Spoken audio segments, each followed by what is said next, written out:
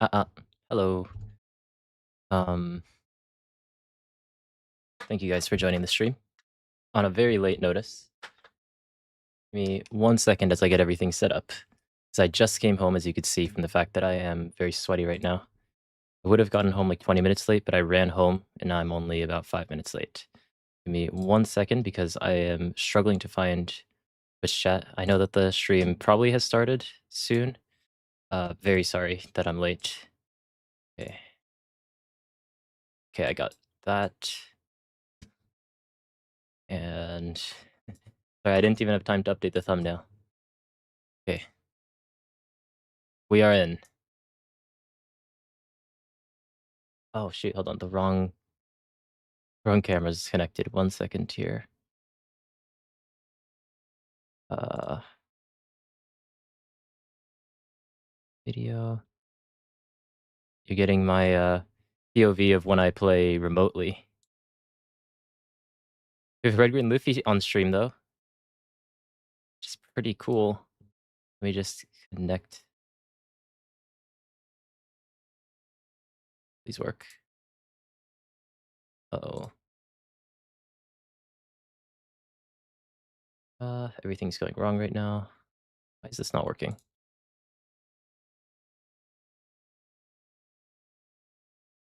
It was working before.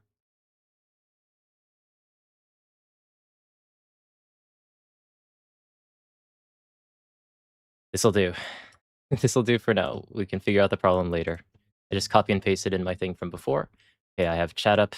Thank you guys for joining in on such a short notice. It seems like we have Green Luffy against Green Mihawk, which is perfect considering that this is the first championship of OP16.5. Man, I really rushed home. Let me just check for a second how the tournament was, because we always get to see the percentage of decks.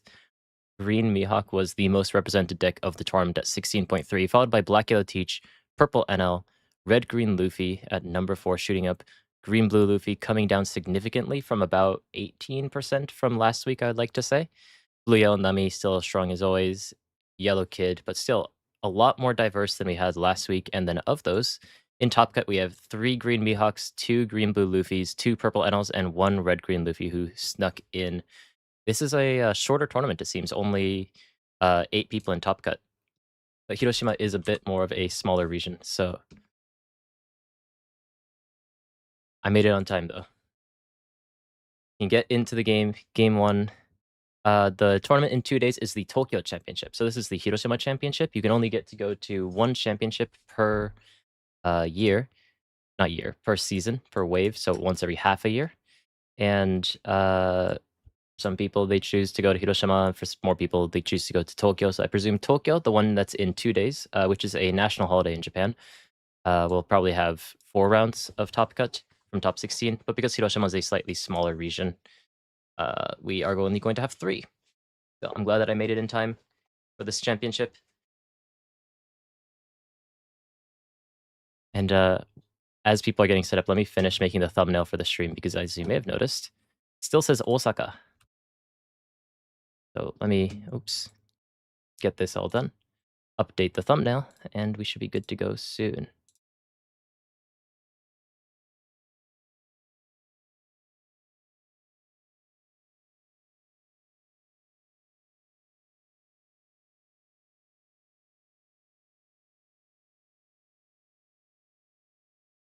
Sorry, guys. I really rushed home. I'm setting everything up now, but thumbnail is up to date. Title's good. Everything in the description seems good as well. Make sure to check out the links in the description as well, because it helps out my sponsors and whatnot. But let's finally get into this game. Red, green. Ooh. This is a complicated starting hand. Red, green Luffy versus green Mihawk. You have the all-outs, which are going to be great in basically any green mirror. But you don't always want to see them this early in the game. But the Pit-on will definitely help. Oh, this is probably Mihawk's hand, because there's Pit-on in hand. Yeah, it's quite a green meta. I don't even think green players are really happy, because green is one of the biggest Luna victims as well. Oh yeah, so yeah, it's Mihawk who's going to be going second into Red Green Luffy. See how good Red Green Luffy's hand was. I did see a 5-cost Sanji, which is definitely what you want to see on curve. Still, both these decks have received significant buffs in OP16.5 with the start decks. Weirdly, they didn't get any specific dedicated start decks, but both of these decks seem to use the start deck better than the deck that they were intended for. Red Green Luffy being able to use that 1000 Sunny that we see in his hand. Fortunately, not on turn 1, so he won't be able to play it immediately. But 3 don't turn usually a little bit slower. Can still just elect to pick it up. Yeah, it's one of those cards that just keeps accumulating value. So if you can find it, definitely worth having. Is going to just pass turn back to Mihawk, who is just going to answer with searches himself. Ooh, it seems like he's probably playing the Wano Mihawk because he has You Can Be My Samurai in hand. We'll see if he also runs the other Wano cards, such as the 4-cost Hiyori, for example. But a little bit more of an interesting deck list does find that 6-cost Mihawk. So both of these players, Red Green Luffy has his 5-cost Sanji, and Mihawk has a 6-cost Mihawk. Both these players have the cards that they need so far, and then it's just going to be about what's going to be the dynamic of these sorts of terrorizing green mirrors. Interestingly, though, this is going to be Wano Mihawk. Super happy. This is actually the version that I built, but I've been told numerous times that it's a mega cope. um, but we see it in Top Cut. Taiki on Green Mihawk is going to be playing the Wano Mihawk. We're going to see that You Can Be My Samurai potentially put in some work in this matchup. Gloobs, I use DaVinci Resolve to edit my videos. It's a free program. There is a paid version, but I don't think you really need it. Red Green Luffy, though, is going to start his turn off with a search, and this card is just really amazing because a lot of times when you play Red Green Luffy, you have to choose between whether or not you want to search or leave up that extra dong because it's going to actively increase or decrease the amount of counter that you have. But because of this stage, you not only get to search, but you also get to immediately attach that dong. So this is effectively the same as if you were to just attach that turn to begin with. So huge consistency buff, and also just great for the leader effect because now he passes the turn back while having searched with 2 dong up, which for this leader means he has 4,000 counter.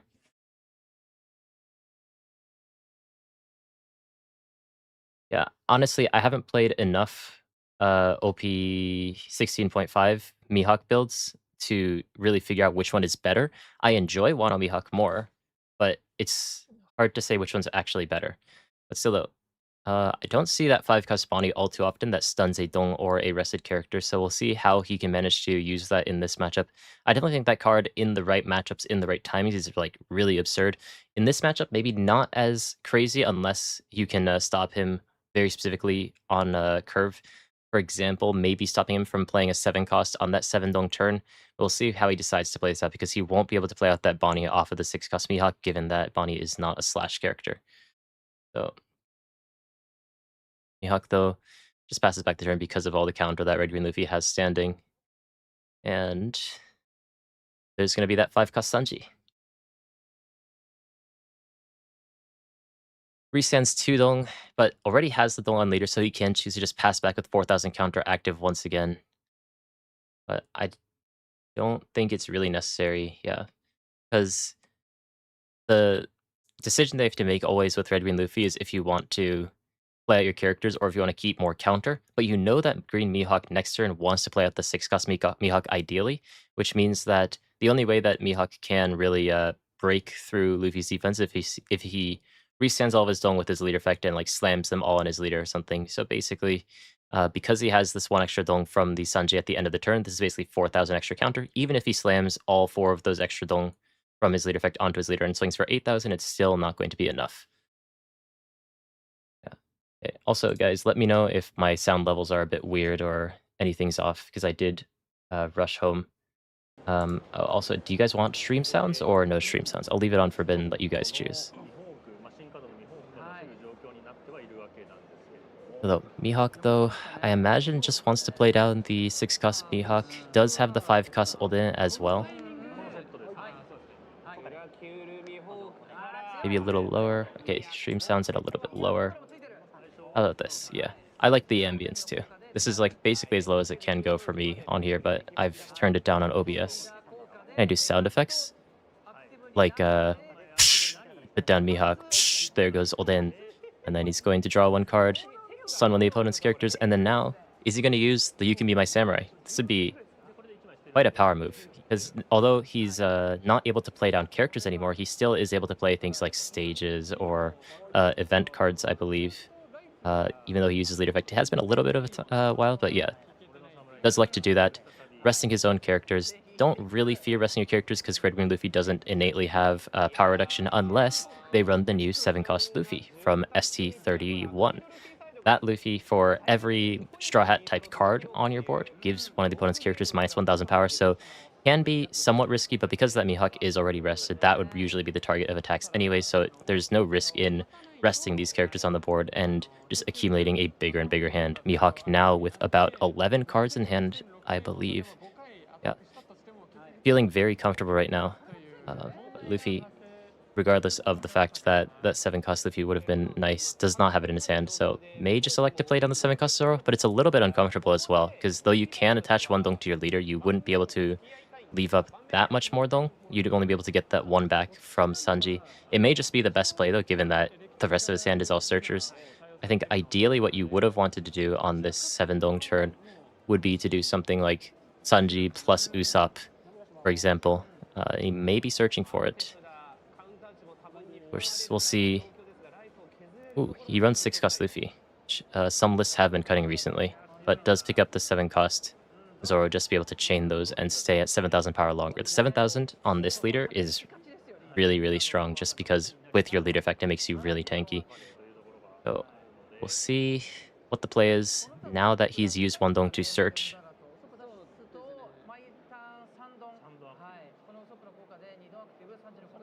Yeah, I need to get a de-esser. I'll try to figure that out for next stream. Yeah. Does get the attached dong through the 1000 Sunny and is going to be swinging 6. I wonder what the line is here right now. I guess he could consider something like just playing out all of his searches, playing down the 4-cost Usopp, and just taking a turn to sort of breathe, set up the Usopp so that he has it ready for when he starts chaining those 7-cost Zoros. He still has 4 life, so he has a little bit of time to take the game a little bit slower. Doesn't have to just play the biggest character every single turn. That may end up being the play. Does look like he's resting 4 dong. He's going to play down that Usopp. Yeah. And yeah, end of turn is going to have 5 dong left over. So didn't play down any massive character. Thank you, Agenda, for the $4. I really appreciate it. But because he now has this Sanji and Usopp on the board, next turn when he plays down that 7-cost Zoro, will be able to be at 7,000 power with an additional free 3 dong on his board through those effects. So will make him really, really tanky. So just taking this one turn to sort of recalibrate and build up his board so that he can have a much stronger 7-cost Zoro. If you start spamming these now, then you're going to end up running out of them, and you'll be much weaker even if your board is much stronger. So deciding to go for this longer term play, especially considering that Mihawk is playing the Wano Mihawk, so you can probably guess that it's going to be a significantly longer game. Am I going to Dallas? Yes. I have memberships turned off on my channel because I'm not a huge fan of taking people's money. If that makes sense. I might set up something separate like Patreon so that I can give a proper reward. But if I set up channel members, then I can't guarantee a proper reward, and I want to be able to do that. So if I set something out, it'll rather be something through Patreon, and then I'll do something like you guys get to choose my next video, for example. But that'll come maybe in the future. Still though, on Mihawk's turn. 8 dong turn. And yeah, this is one of the really nice things. So I should pull up my big pen. But if you're playing a deck that can spread out your board, whether it's through the Mihawk Oden or the Trafalgar Law Plaza 5-cost, for example, your deck is as strong as the number of cards that you have that can spread out your board. So if you have the Mihawk, then if you have 4 Mihawks and you draw all of them, then that's great. But if you don't draw all of those, then you only have that one tool to spread out your board, and otherwise you're just playing 1 card per turn. But if you have multiple cards that can spread out your turn, whether it's the 6-cost Trafalgar Law in this deck, or for example in Blue Kuzan, the 6-cost New Garp and the 8-cost Old Garp, just playing both of them so you have multiple ways to spread out your board, I think that it ends up making your board a lot stronger and helps play towards a specific game style that benefits these sorts of decks. So does see the six cost law, does have the ability to also become a blocker later on, while also bouncing back one of your searches as well. So just a really great card in Mihawk. It's impossible to cut this card basically, even if you have some great cards like the six cost Mihawk, and just keeps using that samurai to just go to massive amounts of cards in hand. So Red Green Luffy, despite being a deck that's usually exceptionally tanky, Green Mihawk, I mean, with the amount of counter in his hand, he might have more counter than Red Green Luffy has. This is the top 8 match. So we still have 3 more matches, including this one. And this one, though my camera is covering it, we still have quite a ways to go because this match has just started, and it's a green mirror, so you know it's going to last quite a while. So I hope that you guys settle in, regardless of wherever time zone you're in, and get cozy, whether it's the early morning or middle of the night. Does let go of that bunny. Just one of the nice things when you're playing Red Green Luffy is you just stand up all your dong and stare at the opponent like, what are you going to do about this? What are you going to do about this? And the opponent oftentimes just can't really do anything about this. The nice thing, though, is that Mihawk, because he's playing the Swano build, does have something that he can do instead of just mindlessly attacking with his characters, and he can instead take the time to accumulate resources, as we've seen. But both sides, though, we see Luna's in Luffy's hands, and we see all outs in Mihawk's hands, so soon some really devious, degenerate green mirror things are going to start happening. Yeah, 4 a.m. for some people, 10 a.m. It's a pretty good European time. It's a pretty bad North America, South America time, but I appreciate you guys all joining regardless. What do you think about starving Mihawk as Luffy? You could probably starve if it's not the Wano version, but I'm not 100% sure because Mihawk can just regulate which characters he ends up resting. You might be able to starve if it's the standard version, but then that version ends up running the stage as well, so I don't know. The answer is I don't know. I'd have to test it. It's probably not impossible, though. Much more difficult if you're playing against a deck that has a Pot of Greed for free, basically. Yeah. Luffy deck, though, is running the Jewelry Bonnie. Was also running the one-cost Bonnie, not Bonnie, Nami, the green one-cost Nami, the red one-cost Nami, and the Searcher stage as well. So I'm curious about the ratios. I doubt that they're all at 4 copies, because that's a good amount of your deck, like about a third of your deck. So very curious about the ratios of those. But the reason why this Bonnie is so good is because it actually is able to pick up that stage as well. So there's the third, I believe, 7-cost Roronoa Zoro, and he's still at 4 life. So basically, I mean, Red Green Luffy is just really not in any rush right now, despite the fact that Mihawk's board is getting bigger and bigger. It doesn't necessarily get that much bigger unless they play cards like the 9-cost Mihawk or the 10-cost Lan Beppo, which people still do, but they've been needing to make more space for these mid-range options like the 6-cost Mihawk and the 5-cost Olden. So even if they run things like the Lan Beppo, it'll be like at 3 copies. Maybe they'll run at 4 copies, but then they reduce things like the 9-cost Mihawk. If they run the 9-cost Mihawk, then it'll usually only be at somewhere between like 1 to 2 copies. So Luffy definitely going to play the slower game here, and let's just hope that we don't have to explain how time rules work in Japan.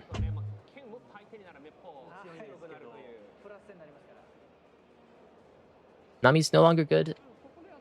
So Mihawk is meta now, and Mihawk does well into Nami, so that's one thing. Nami does well into some things that are countered, but the thing is, like, I think it might just be an overcorrection from the meta because the new big bad of the meta is Red Green Luffy and Green Mihawk, and people are less incentivized to play decks like Green Blue Luffy or Purple NL.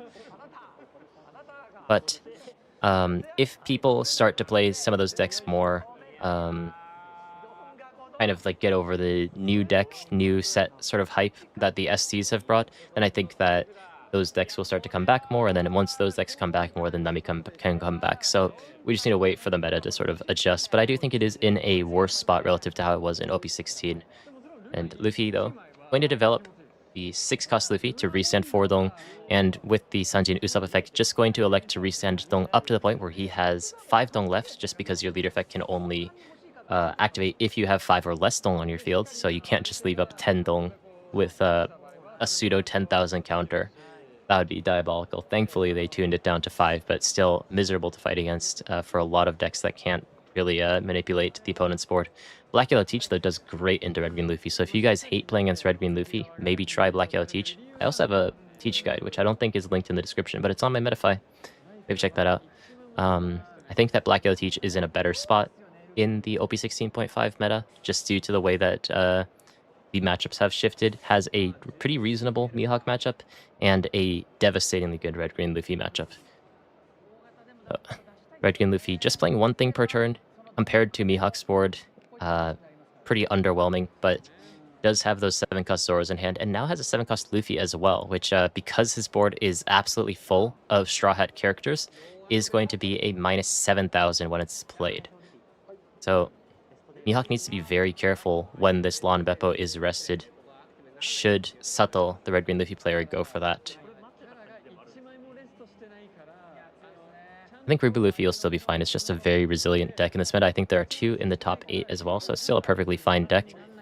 But it does struggle a little bit into Red Green Luffy. That's like the one big thing, but it does well into Mihawk. So it's gained 1 bad matchup and it's gained 1 good matchup. So I think relatively it's about the same. It just comes down to the play rate of some of these decks. And currently, at least as we saw at the beginning of this tournament, Green Mihawk's play rate is much higher than Red Green Luffy. So I believe that Green Blue Luffy is still probably in a great spot. But still though, Mihawk, I think that the way that he needs to find an opening in this game is to start spamming down those larger characters. We saw the first Law and Beppo on this turn now. Thankfully, he does have 1 more, but don't see all too much in his hand otherwise. Luffy, though, is probably going to start playing down the Zoras that he's been holding on to this entire game. One thing, though, because this is a green mirror, is that you have to factor in Luna. Mihawk's board currently is entirely in Luna's range, but as time progresses, it's going to slowly get out of Luna range with things like that Lon Beppo. But Red Green Luffy's deck, the largest character that the deck basically ever plays, is the 7-cost Zoro or the 7-cost Luffy. I don't think there's any tech cards that people are currently running that are higher than that cost threshold, which means that all of your cards are in that Luna range. So we'll have to see what ends up coming of that, but Mihawk might not be running Luna, instead running the all-out just for that plus 3,000. There are no Katakuris in top 8. Yeah, it was 3 Green Mihawks, 1 Red Green Luffy, 2 Green Blue Luffys, and 2 of some other deck.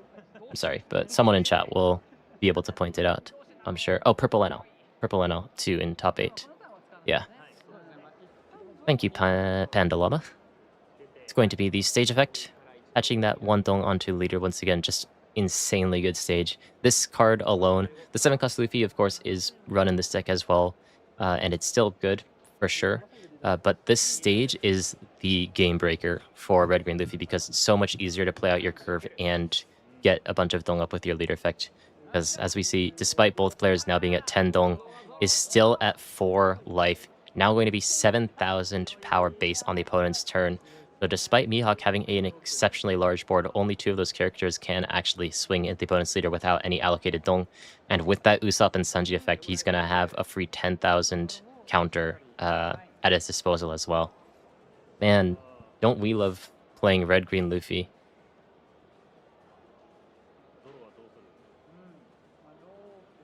We can take a look at some of the percentages after this game as well. But Red Green Luffy, very oppressive if you don't have the tools to deal with it naturally, and most decks just don't.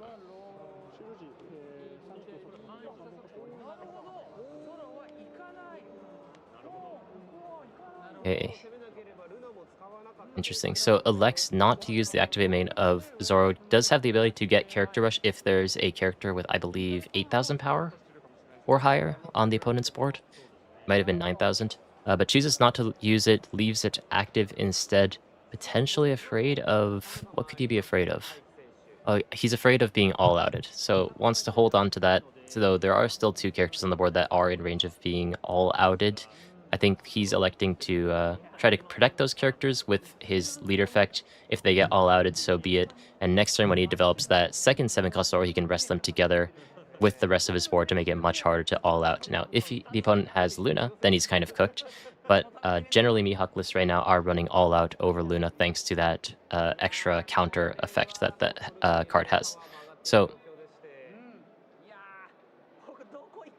chooses not to rest the Zoro and still stupidly tanky 10,000 power on the board with 4 life still. Mihawk's board full, but none of these characters really being that relevant right now. This is a matchup that does favor Red Green Luffy over time, even if Mihawk can spam those Lunas, just because even if you spam Lunas, unless you're spamming them like something like 5 turns in a row, you don't really have the damage to break through the Luffy. Yeah. There's going to be the next 10 cost Law and Beppo to rest the opponent's 7 cost Zoro. Now, once he uses leader effect, he will be able to use all out, but we need to see if he elects to quite yet, or if he wants to hold on to that. Because if he starts using them now, he's kind of gating himself to continue to use them, and the game's nowhere near done, despite there only being 9 minutes left on the clock.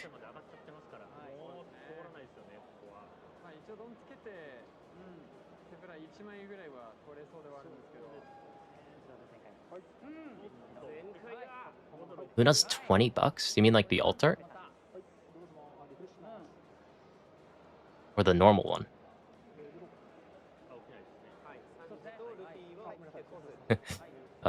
This is classic green stuff where does this card not be able to attack? Is it not be able to be rested? Is it not be able to refresh? There's so many small things that you forget when you're fighting as green, even if you're a green player.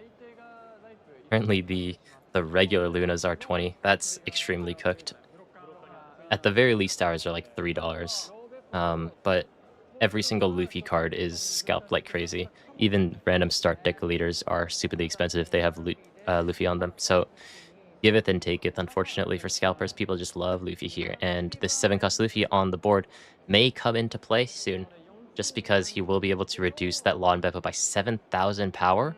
And also, hypothetically, if he were to attach 1 Dong with his stage to his leader, and then attach 2 more Dong somewhere, then he can also give that Luffy rush as well. So don't know if he's going to do that, because it would come at the cost of the tankiness that he has, but I don't think that he necessarily needs to quite yet. Is going to play down that Nami, resting the opponent's characters, and guess what? All those characters 7,000 or 7 cost or less, so it might be Luna time. If he just going to dump Dong onto his characters and is going to just try to start breaking through, I think this probably goes to leader, forcing the opponent to counter all of the cards that he's given out of his hand early on from those You Can Be My Samurais. And there's the Luna, stunning the opponent's characters. Because they don't become active on the next turn, Law, despite being a blocker, is not going to be able to play that role for the next 2 turns, essentially. This was the thing that we were worried about, and Luffy, I mean, with all of the restand effects on his board, that 5 cost Nami, the Usopp, the Sanji, is just going to pass back the turn once again with 10,000 counter for free on the board and still at full life. This is the power of Red Green Luffy, and soon something that you guys are going to enjoy in about a week-ish, I think maybe 2 weeks, for the West for that start deck to come out. So, Red Green Luffy, very solid deck, and if you guys want to play a deck that cannot lose to Red Green Luffy, play Black Yellow Teach.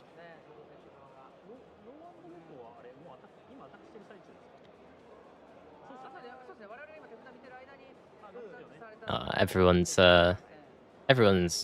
enjoys Red Green Luffy meta. It's like a Blue Yellow Nami meta, except you don't feel like you're making any progress. Yeah, we've Blue Yellow Nami has come down a little bit in terms of play rate, but replacing one Blue Yellow Nami with another one, this deck is just really, really good right now. Has a lot of versatility. Like that last turn, just looking at the options in his hand, despite only having 6 cards the turn before, he had the 4 cost Nami to be able to do what he did, resting opponent's characters and setting them with Luna. He had the 7 cost Luffy to be able to try to go for the 10 cost Law and Beppo. He also had the 7 cost Zoro as well. But if you can hold on to these 7 cost Zoro, it is better too, just because you're so comfortable right now that even if you take a couple of life here, you just lock down the board, making your leader 7,000 power with like 2 life and 5 don't active as his leader. You basically just never can die. So despite being somewhat low on hand, every single one of those Dome cards can be treated as an extra 2,000 counter for free in his hand. So using those to the maximum potential. A third Lon Beppo coming down onto the board, which is exactly what he needed. But Is it going to be enough in the face of red-green Luffy? Does get that last 11k swing and ends up blocking with the Nami as well. Just because your board's full, you don't want to end up playing over your board, as all the characters on the board are very valuable as well. So now, the entire board is rested, but thankfully, as I mentioned before, Green Mihawk's board slowly gets out of that Luna range, which is why Luffy, if he didn't use that Luna the last turn, he would really start to lose a lot of value if he were to try to use it any later. So elected to go for that, and now that it has a little bit less value, decides to go to 7,000 power with his leader. Will always be able to pass back the turn, essentially, with 5 Dong active if he leaves 2 at the end of his turn with that Usopp and Sanji on the board. So right now, I think basically he's just going to keep pumping damage in the opponent's leader, trying to get any counter out of the opponent's hand that he can. But Mihawk, though, is still not in a bad spot, although I've been speaking a little bit biased about the ridiculous defensive ability of Red-Green Luffy, just because Mihawk's going to consistently be at 7,000 power as well with those Lawn Beppos, and his Lawn Beppos are significantly bigger than Red-Green Luffy's red 7 Kazuzoros. So, still decides to take that. Oh, right, it's a 9,000 power attack into a 7,000 power because of the Roronoazoro. So, goes down to 0 life. That lot is going to be active again. There is always the fear of a 4-cost Nami or something resting in him going for lethal. But Mihawk, it's hard to see what's in his hand, but if he can manage to survive this turn, I think that he can set up to go for lethal on the next turn. Yes, Red-Green Luffy's leader is 7,000 power. Yes, he has 10,000 free counter on the board, but 11,000 power attacks are really, really big. So Mihawk's puzzle right now is to figure out how to survive on this turn, 1, and 2, also how to finish out the game in the next turn. So I think the all-outs... Oh, he might be just going for lethal. He uses the Kiki Kyutoryu Ashira Bojan Tamure. What's it called in English? Why did I do that?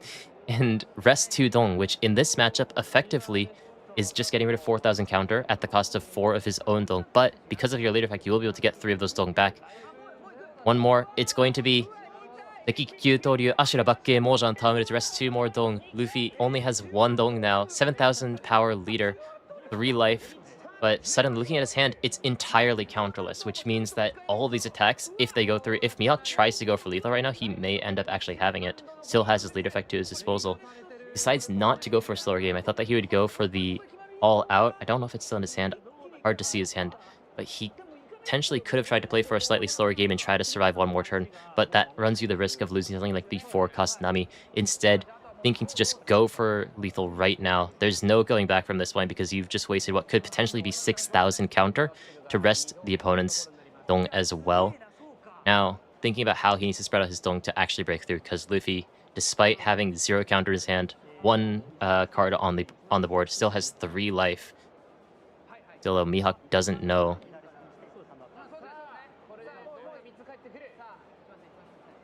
Rest his leader for his effect. Oh, that's really interesting. Yeah. Because the opponent's leader is 7,000. Rest his leader for the leader effect. Gets that 3 Dong back. And now it's just going to be a game of how he spreads out this Dong. From Mihawk's perspective, he doesn't know how much counter Luffy has. So you may want to play a little bit safe and start with an 8 or a 9,000. You probably have to... Yeah, you probably have to start 9 because of that 1 Dong on the board. The issue... You go 9, 9. So just one of those 9s need to go through. This one is guaranteed to go through. Another 9, if he has a 1k counter, he can protect it with the 1k from life as well as his Dong. But then the next 3 attacks, 11, 11, 11, he mathematically shouldn't be able to survive, I think. I think he could just spread out his Dong between the Law and Beppos. It really just depends on his read. Is going to go for that 9 at the opponent's leader. And the opponent, looking at his hand, mathematically, as we know from our omnipotent bird's eye view, Mihawk has lethal. But Luffy, trying his best to bluff that he has the counter, is going to use his leader effect and 1,000 counter that he got from life. 11 at leader. Takes it. 11 at leader. Takes it. The last hit. We're going to wait for the thing. Oh, he's thinking about it. This is going to be game.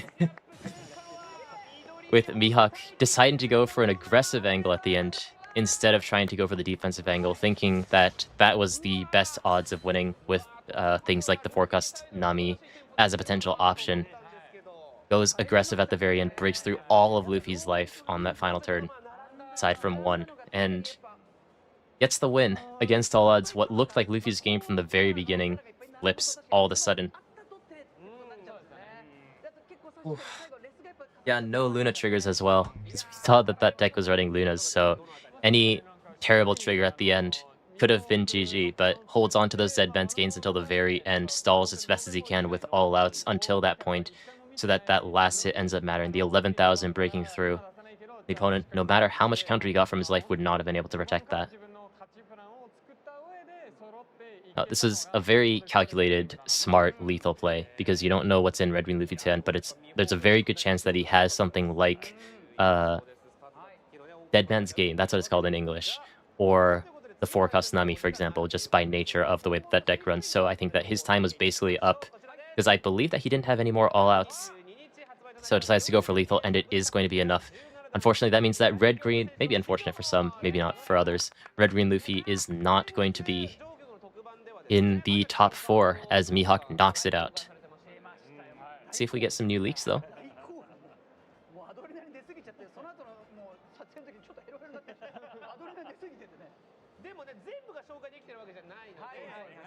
Yeah, no, people complain about any color. Like, if blue does well, people are going to complain about too much card draw. If green does well, people are going to complain about resting or locking, purple, ramping, yellow, healing. Every color has something cringe except for red, primarily right now. Oh, we have a new card. Let me read this for you guys, and then we'll get back to this discussion. This is a 4 cost 6,000 power character with no counter that has character rush, and if your leader is Edward Newgate or Wano type, then you can give one of the opponent's rested characters minus 6,000 power during this turn. That seems really good, no? So if the opponent, for example, has a rested 12,000 power character, then you can play this and immediately attack into it while reducing it down to 6,000, because minus 6,000 is crazy. So, oh, and also, I guess if you're playing Red Newgate, you can just trash this for your leader effect as well. So, theoretically, it being a brick is not as punishing as well, but unfortunately only usable in specifically Edward Newgate or a Wano type leader, so not usable in Red Ace, which is Red Ace and Red Blue Ace, which is probably very intentional design. So that's one reason now to use Red Newgate, and also the only Red Wano leader I believe is Red Green Olden, so can use this as well. Who knows? Yes, minus 6k specifically on a rested character if your leader is Edward Newgate or Wano. Now we can complain about red. Let's go. Man, this color has too much power reduction. Am I right, gamers? Yeah, but yeah. Back to the discussion before. You can complain about any color once it's strong, and people will complain about every color. Now let's complain about Ongol. 4 cost 4,000 power, 2,000 counter character with blocker, and on play, make one of your Dong cards active, and then rest 2 of the opponent's 2 cost or less characters. Did I say that right? Because I was listening to them read it in Japanese as well. Makes 1 Dong active, and then rest 2 of the opponent's 2 cost or less characters while being a blocker and a 2,000 counter. It's not bad, for sure. Resting is a bit worse than KOing because you still have to attack into it. So if this deck has a couple of 1 cost 2,000 power searchers, then it's not an issue. But just more weenie hate, and also activates 1 Dong, so technically body support if you really want to go that far, but more Shank support because you can use that Dong to stun a character as well with your lead effect. This rests 2 cost or less characters, and restands 1 Dong. The 5 cost Gasol didn't resend a Dong, right? Just gave you 1 card. That's interesting. So everything gives you like a card or a Dong,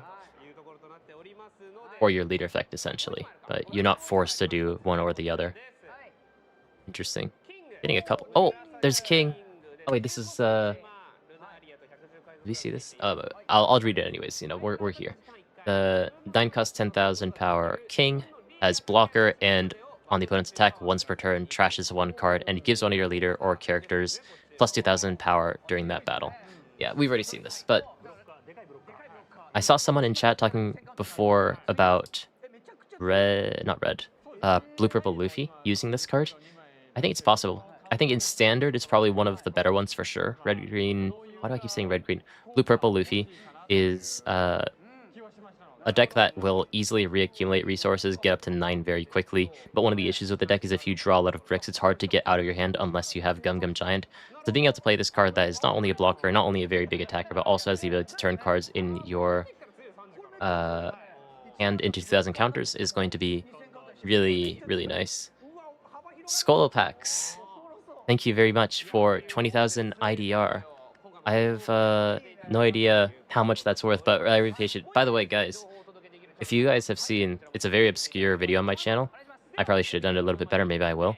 I have a video on my channel where I got thrown around by a Brazilian Jiu-Jitsu black belt as he told me the similarities between TCGs and Brazilian Jiu-Jitsu, which was very interesting to talk about. Is there a good way to do this? I'll figure out how to get chat on the screen next time. I always do these so spontaneously, so I never do the usual Twitch streamer things. What leader do you guys think the blue leader is going to be? Predictions for everyone. I have my own thoughts, but I want to hear yours. We have 1 vote for Garp, 2 votes for Garp, Blue Frankie, Yabang, Shamrock. Duo blue leader. Gunko, Kuro, Yabang, Rocks, Gunko. Lots of Gunko, couple of Rocks. Thank you, McKellen. Maybe I will get some water after this. I appreciate it. Thank you, McKellen, very much for the €5. Okay, I'm seeing a consistent hope for Gunko, Gabang, Rocks. Some cool ones too, though. And then some votes for like Rocks and stuff. I think Rocks is generally unlikely. I won't put it past Bandai to choose Rocks, but I think that's probably going to end up being Gunko.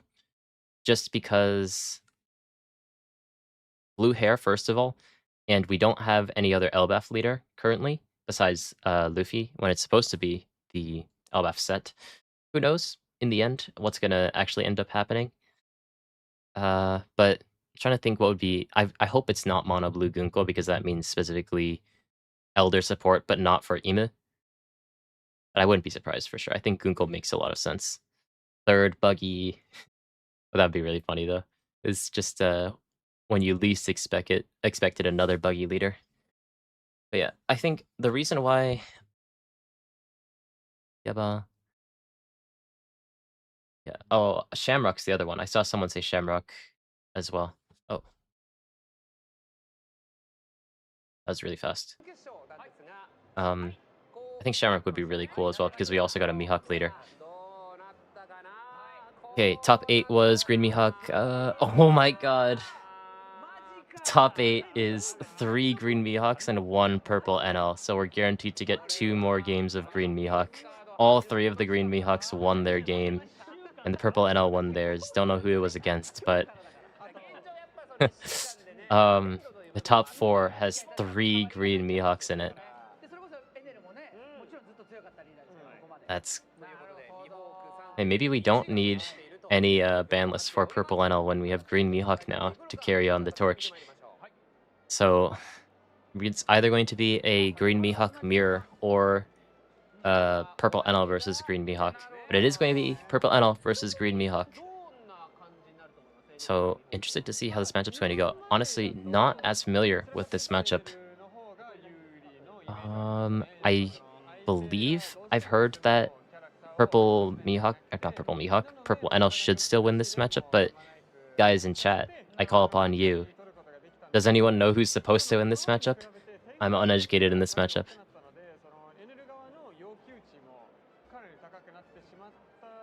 Yeah. The better player. That's how we like to have it. So,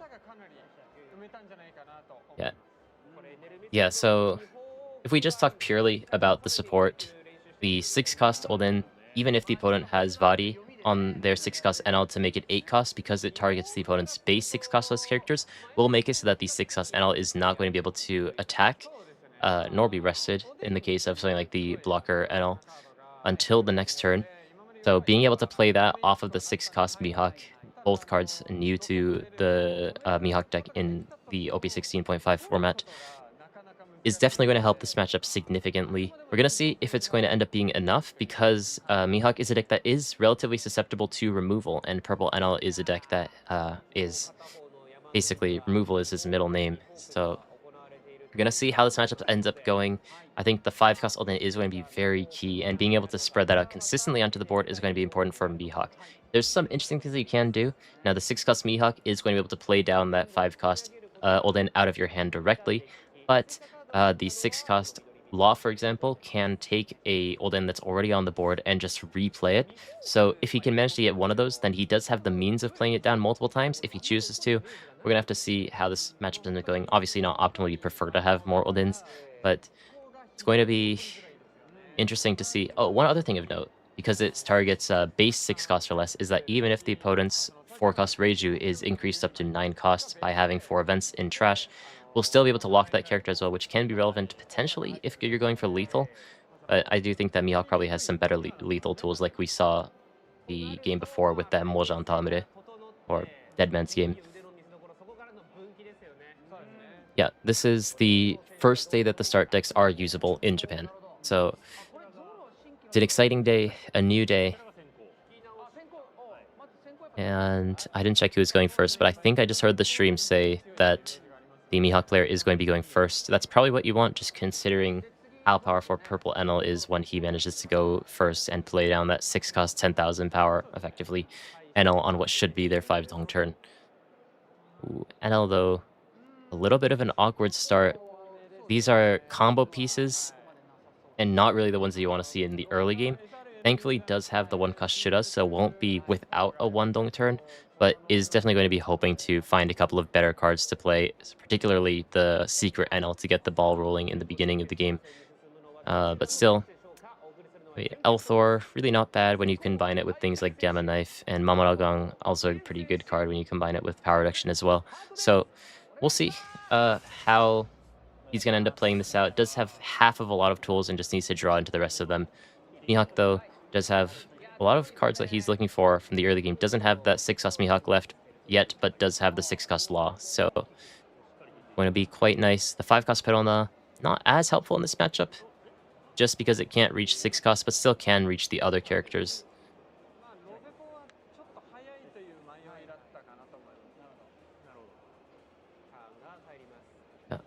And, oh yeah, this is new Kiemon. Let's talk about this as well. Another ST32 card.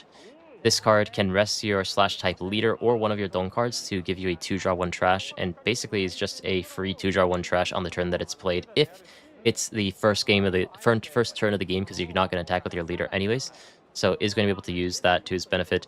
From this point onwards, though, he is probably going to have to rest his Dong instead, should he choose to play that down. But you don't really need to play that down every time that you see it, because he also has the Perona and Hiemon on board.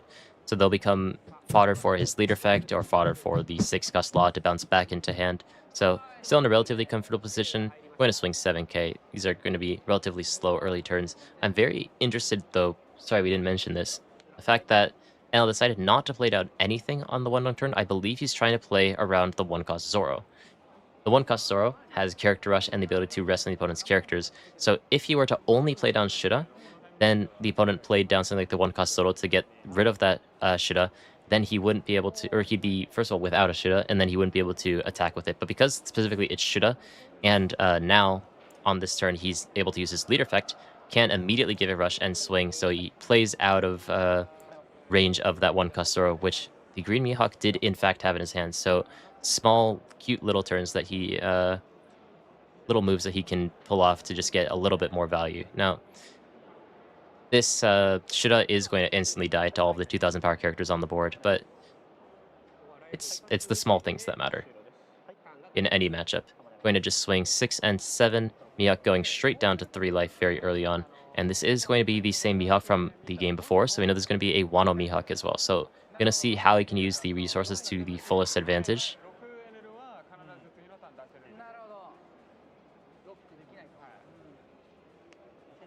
Yeah, and starts with the 2K into Shura, which always disappears.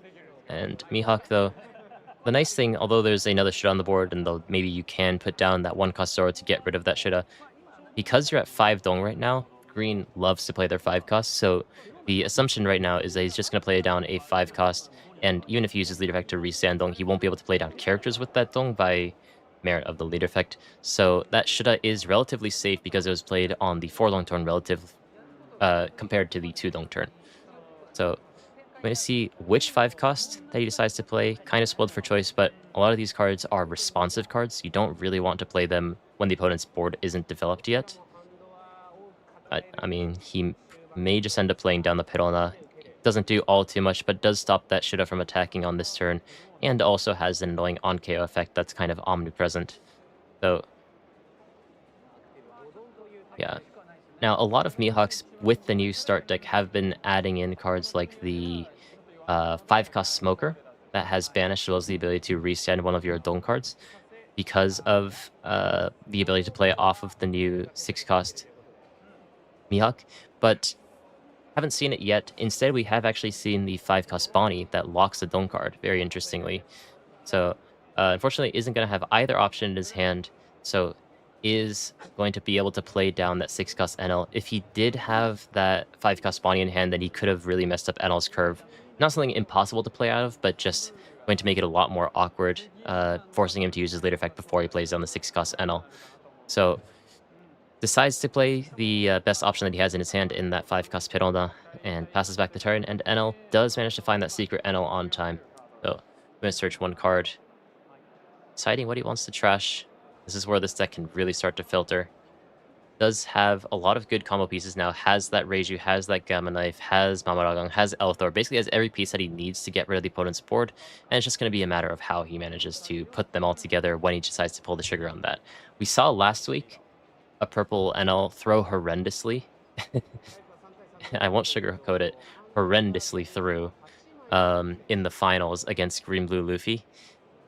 He could have just played down the Reiju Gamma Knife and gotten rid of the opponent's characters, but decided to just smack down their third 6-cost NL.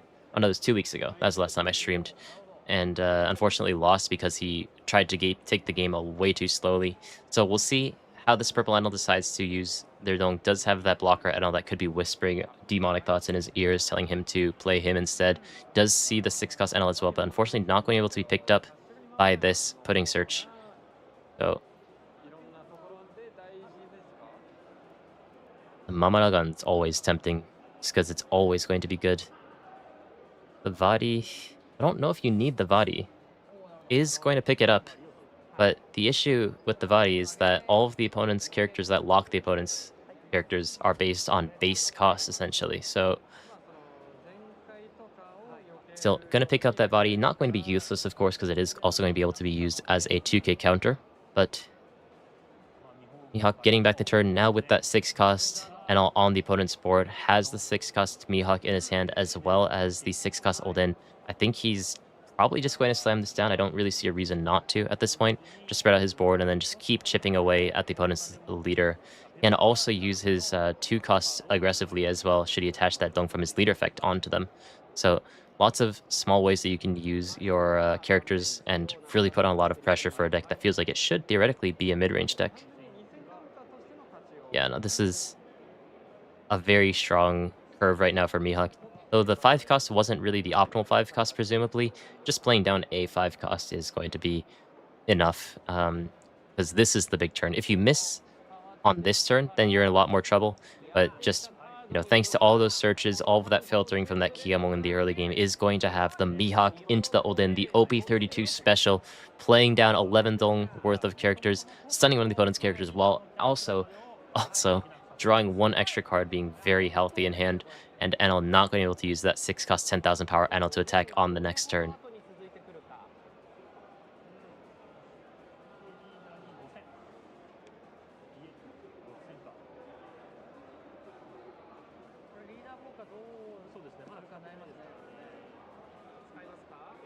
Okay. Swings 5k with Mihawk into the opponent's leader.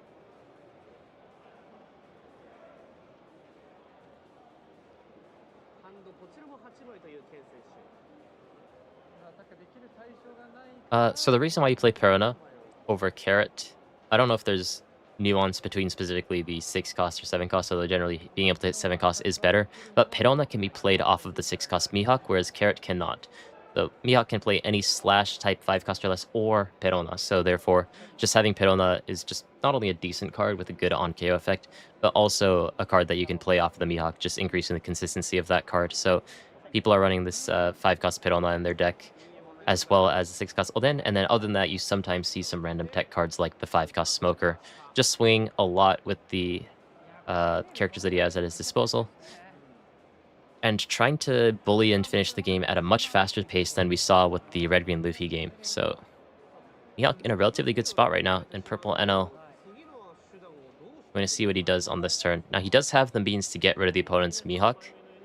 Mihawk chose not to rest it purposefully, just so it's not easily taken out with Gamma Knife, but thanks to the Amaragang, which I believe was in his hand, or did he use it for counter? Oh, maybe he used it for counter. Does have the Elthor though, so you can still get rid of it. Does seem like you might be going for that. Gamma Knife to reduce the Mihawk down to 2,000 power, and now in range of that Elthor that can KO a 3,000 power or less character, is going to just take out that Mihawk, not allowing him to develop his board.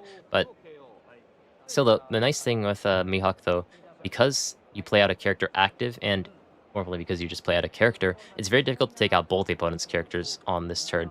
So if that, I mean, this specific situation, Olden being rested doesn't actually end up mattering, but there's a lot of situations where that Olden being rested allows the opponent to not only take out the first character, whether it's the 6 cost Trafalgar Law or the 6 cost NL, but also be able to bully that other rested character as well. But because this Perona has a really annoying on KO effect that you don't want to allow him to just play out a free character, especially something like that 6 cost, or not 6 cost, like 5 cost Bonnie, for example, that we see in his hand, is way too threatening to attack into, so NL is going to allow him to keep some of his board, but is going to deny that 6 cost Mihawk from getting value out of the effect when it that activates when it becomes rested.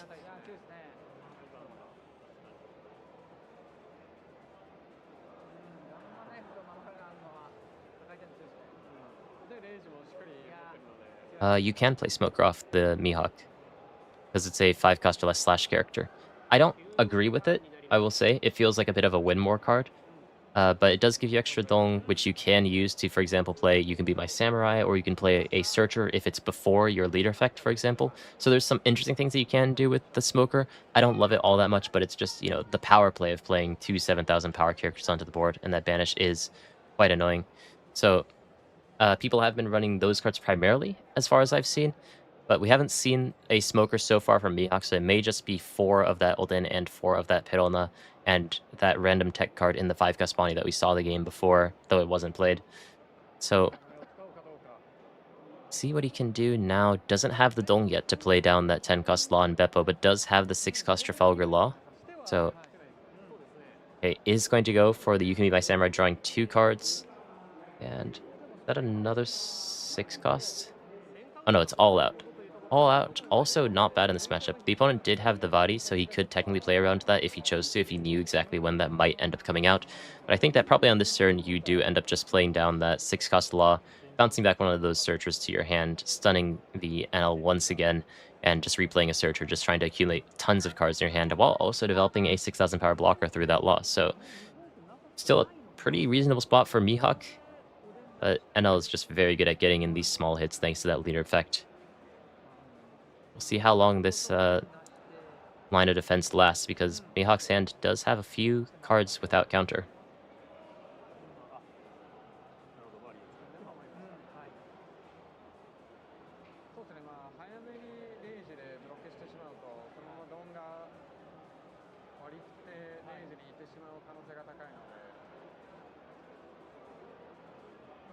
What do I do as Enel? Ooh, that's a pretty complicated question. Enel's a very difficult deck, because it's very non-linear, thanks to its leader effect being very unique.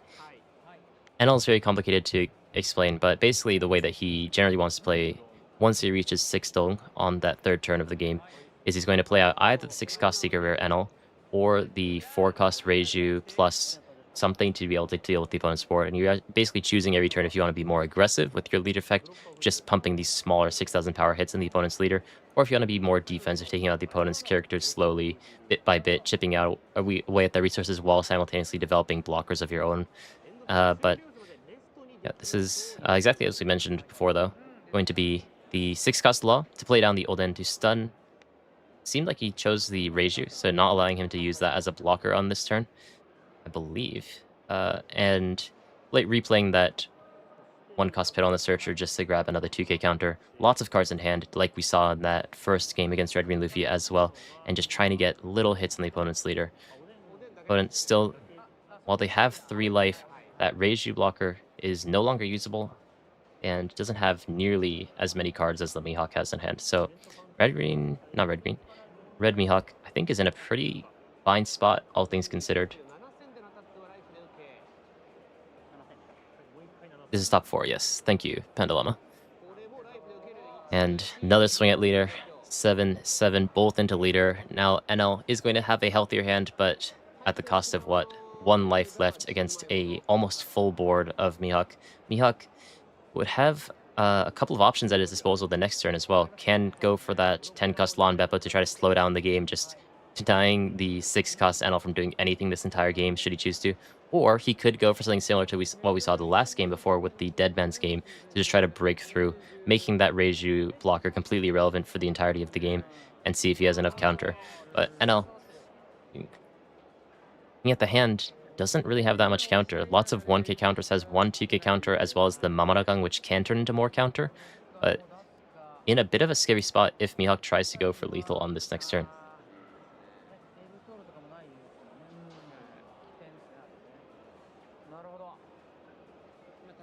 Hey, Tanuki lover. Raccoons are cute. Tanuki is just a Japan thing. Yeah, I appreciate all of my... I don't know what you'd classify them as. You know, Ressa, Panda, Tanuki, Araiguma. I don't know what they're all called in English, but they're all in the same family. Hope you have a nice day. Mihawk does not run the stage if you're running the Wano version. If you're running the standard version, you run the stage just to be leader effect fodder. But with the Wano version, you just play down a bunch of 1-cost, as we've seen him do, and just spam out these "You Can Be My Samurais" to just get a massive hand. So doesn't have the space to run the stage. So this guy isn't, but there are definitely some builds of Mihawk that do that.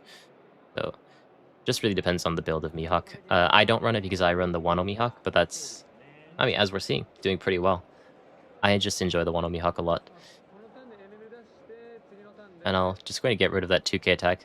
Getting rid of the 2k power characters are actually relevant into Mihawk, especially if they don't have the stage, just because it makes it more awkward for them to use their lead effect. We saw in the game before him using his lead effect to rest his own leader, just to get that 3-dong back to try to go for lethal. One of the scary things if you don't have stage. So getting rid of that 2k character is actually going to be relevant, and NL playing down the blocker NL, card that you don't see all too often. Generally, if you play this card, you generally only run it at 1 copy, is going to come down onto the board as a 6-cost 10,000 blocker because he has used that activate main effect.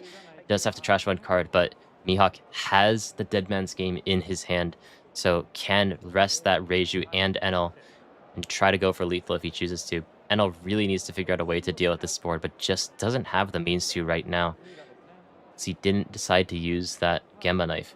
Bit of an interesting play. Don't know if I would have went for that, because this very specifically loses to Dead Man's Game, and you have to assume that with the amount of cards that Mihawk has drawn this game that he has it.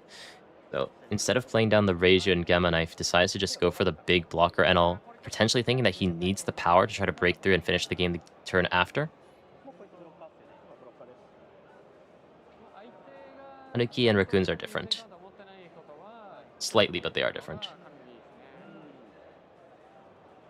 Yeah, I agree with Giuseppe. I would have preferred to play down the Reiju and Gamma Knife. It would be the same number of cards out of hand. He does get to save 1k counter by playing down the NL instead, but by playing down the Gamma Knife, I mean, you can get rid of the opponent's character, just get rid of that attack, but because Mihawk's going to have a lot of characters at his disposal the next turn, it's going to make it much easier for him to go for lethal, and I think that's what he's setting up for. These characters on the board really don't mean much right now. Block 1k with that Kiemon.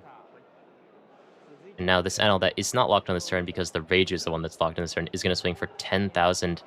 I don't, I really don't like the way that he ended up playing this out.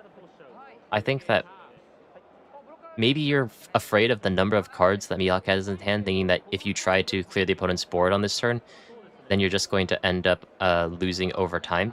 But if he just decided to swing into the opponent's, if he played down Reiju and Gamma Knife, reduced the Olden down to 1,000 power, took out the Olden and swung over the other Olden with 10,000 or something, maybe you don't end up getting both because there's that law that can block some of those smaller attacks, but I think you do. Um, would be able to stop some of those attacks and play a little bit better around Deadman's game, which we see is going to be the play. Going to rest both blockers on the field. Uses leader effect, rest 1 dong to get 3 dong back. 7,000 into leader. In hand, there's a Mamaragang, 3,000 other counter, as well as a 2k in hand. Gonna use that Mamaragang first. If he doesn't find a 2k, this is gonna be really bad. It's not even a 1k. Gonna be another 7k at leader, and this is going to go through.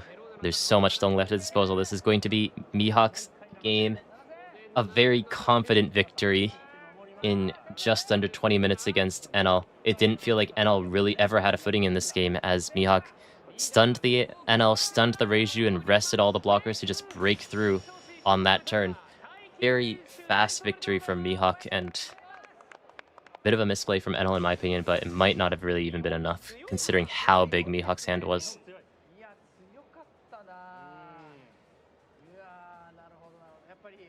Yep, that's what happens. Green's pretty good. Deadman's Game, really great card that you always have to be afraid of, and maybe didn't respect that threat, but maybe thought that he had to play on the hope that the opponent just didn't have that card and tried to break through the turn after that, just looking at how big the Mihawk's hand was. But chose the wrong decision in the end, decided to go for the opponent's leader, hoping the opponent didn't have a means of breaking through those blockers, but unfortunately, he did. So that's going to be a Mihawk mirror in the finals, guaranteed, because the semifinals on the other side of the bracket is a Mihawk mirror as well. So it's going to be Mihawk versus Mihawk in the finals to choose who's the better Mihawk, I guess. It'll be interesting to see, though, if the other Mihawk is going to be Wano Mihawk or the standard Mihawk. Yeah, I think Mihawk's going to win this event. What's going on with Gavin's hair? I didn't check. Let's see. If we have reveals, it would be here. And we had a couple of reveals earlier on. Oh yeah, we probably get a couple more.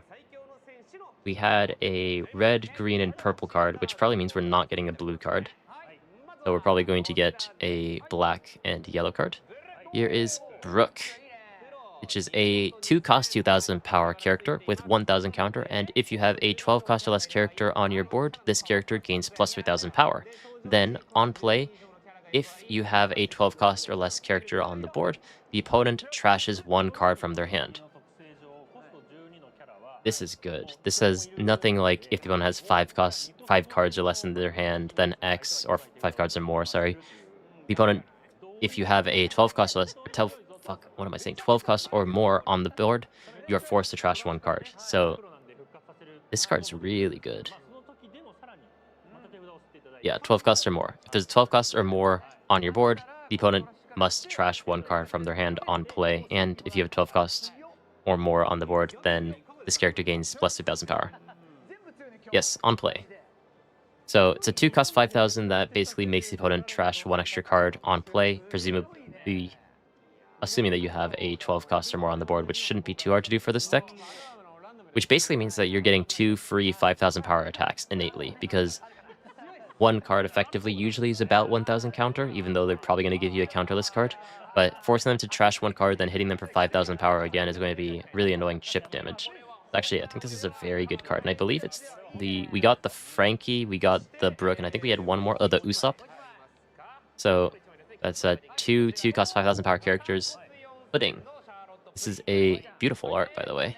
Sho, I don't know if I know this artist. 3 cost 4,000 power character with 1,000 counter. On play, you can trash 1 card from your hand with trigger and draw 3. Trash 1 card with trigger from your hand and draw 3 cards. And the trigger looks at the top 5 cards in your deck, for a Big Mom type card and adds it to your hand. So triggers a standard search, and the on play draws 3 after you trash one card. So this is an insane teach card, by the way. It's not leader locked. This is a crazy teach card. This is such a good teach card. Just being able to play this on those early turns when you're just like searching and getting your stuff together. This card is a +1 to your hand because it's the card is -1, then you trash 1, but then you +3. It's a +1 to your hand. It filters. It can look for cards that don't have counter because it's just a simple pure draw 3. And it's a 4K body, so it swings into the opponent's like Green Blue Luffy, Mr. 1, Mr. 2. And it's generic, which means that every yellow deck can run this if they want to. And a lot of the times the trigger cards are the like not even the cards that you really want to have in your hand because you want them more for trigger. So you get rid of a presumably useless card from your hand, you draw 3 cards while having a 4,000 power character on the board. This is there's what was the other one? I mean, there's events like this, like Didishi. Didishi is kind of similar to this, where you find it's a +1 to your hand for 3 dong. This is also a +1 to your hand for 3 dong, but it has 1,000 counter, it has 4,000 power. That card's insane. What the fuck? The trigger is a simple search for a Big Mom Pirate type card. Search top 5. So it's still very good. More specifically good in Big Mom. But great card in most decks that can abuse that. Yes. Not specifically characters. It can be any card, I believe. Let me check one more time. Let's go back. Yeah, so check the top 5 cards in your deck for a Big Mom Pirate type card and add it to your hand. Send the rest to the bottom of your deck. So very simple top 5 search for a Big Mom Pirate type card with the on-play effect to trash a trigger card and draw 3. Ooh, I'm afraid to open up Twitter. I know what everyone's going to be saying. Yeah, I mean, it's a great teach card. Is it good in Nami? It's hard to say. I'm not sure if it's great in Nami because that deck doesn't run that many trigger cards. It's a great Vegapunk card if that matters at all. I always think about Vegapunk. Obviously probably good in uh I mean definitely good in the new Yellow Mom. What other decks use a bunch of trigger cards? Does Yellow NL have a bunch of trigger cards? I mean, I'm sure if you just have a couple, then you probably use it. Hancock uses this card well, has a ton of trigger cards. Yeah, oh yeah, Boa Hancock, Red Yellow Sabo. I'm not sure how Red Yellow Sabo plays right now. Moria. Moria's a good one. Moria's definitely a good one. Six Life Luffy also. Robin's also a good one. Robin's actually a really good one, isn't it? Yellow Bonnie, good shout. Yellow Bonnie actually really good, isn't it? Because you also get the Dong onto your leader as well. That's crazy. 3 costs 4,000 plus 1 to your hand while also attaching 2 Dong to your leader. And then later turns you can attach 2 Dong to this, I think. With Yellow Bonnie's leader effect, I haven't read it in a while. Red Yellow Bonnie as well. Red Yellow Bonnie doesn't have as many trigger cards, but does have a couple. Yeah, shit, fucking every yellow deck can use this card, huh? I'm glad that it doesn't seem as helpful in Blue Yellow Nami, just because that deck doesn't have as many triggers as some other decks. But that's not even true, is it? That deck has fucking Thriller Slap package. I was thinking of like the noble cards. They're not even noble. No, that has Thriller Slap. So you run this in Blue Yellow Nami too. You just can't attach Dong if you're on 3 Dong, which is significant though. It's a little awkward in Blue Yellow Nami, just because of the way that you want to play out your turn, because usually you just swing 8 in the opponent's leader, and then you get a +1 anyways. So you might not run this in Blue Yellow Nami. Thankfully. But basically every deck that you guys have been mentioning can use this card, can't they? Yeah, well, okay, so Blue Yellow Nami, they have Moria, they have Hogback, they have Perona, they have Kumashi. Some also they run this 8 cost Teach. I'm blanking. I'm sure that there's more. But like if you just have like I mean, that's already 20 cards if you run 8, 4 8 costs each. But if you have, like, one more card with trigger, if it's, like, some miscellaneous events or something, I'm sure that you can use this. But I don't think that you want to use this just because that leader effect is already going to give you +1 advantage while allowing you to attach your dong.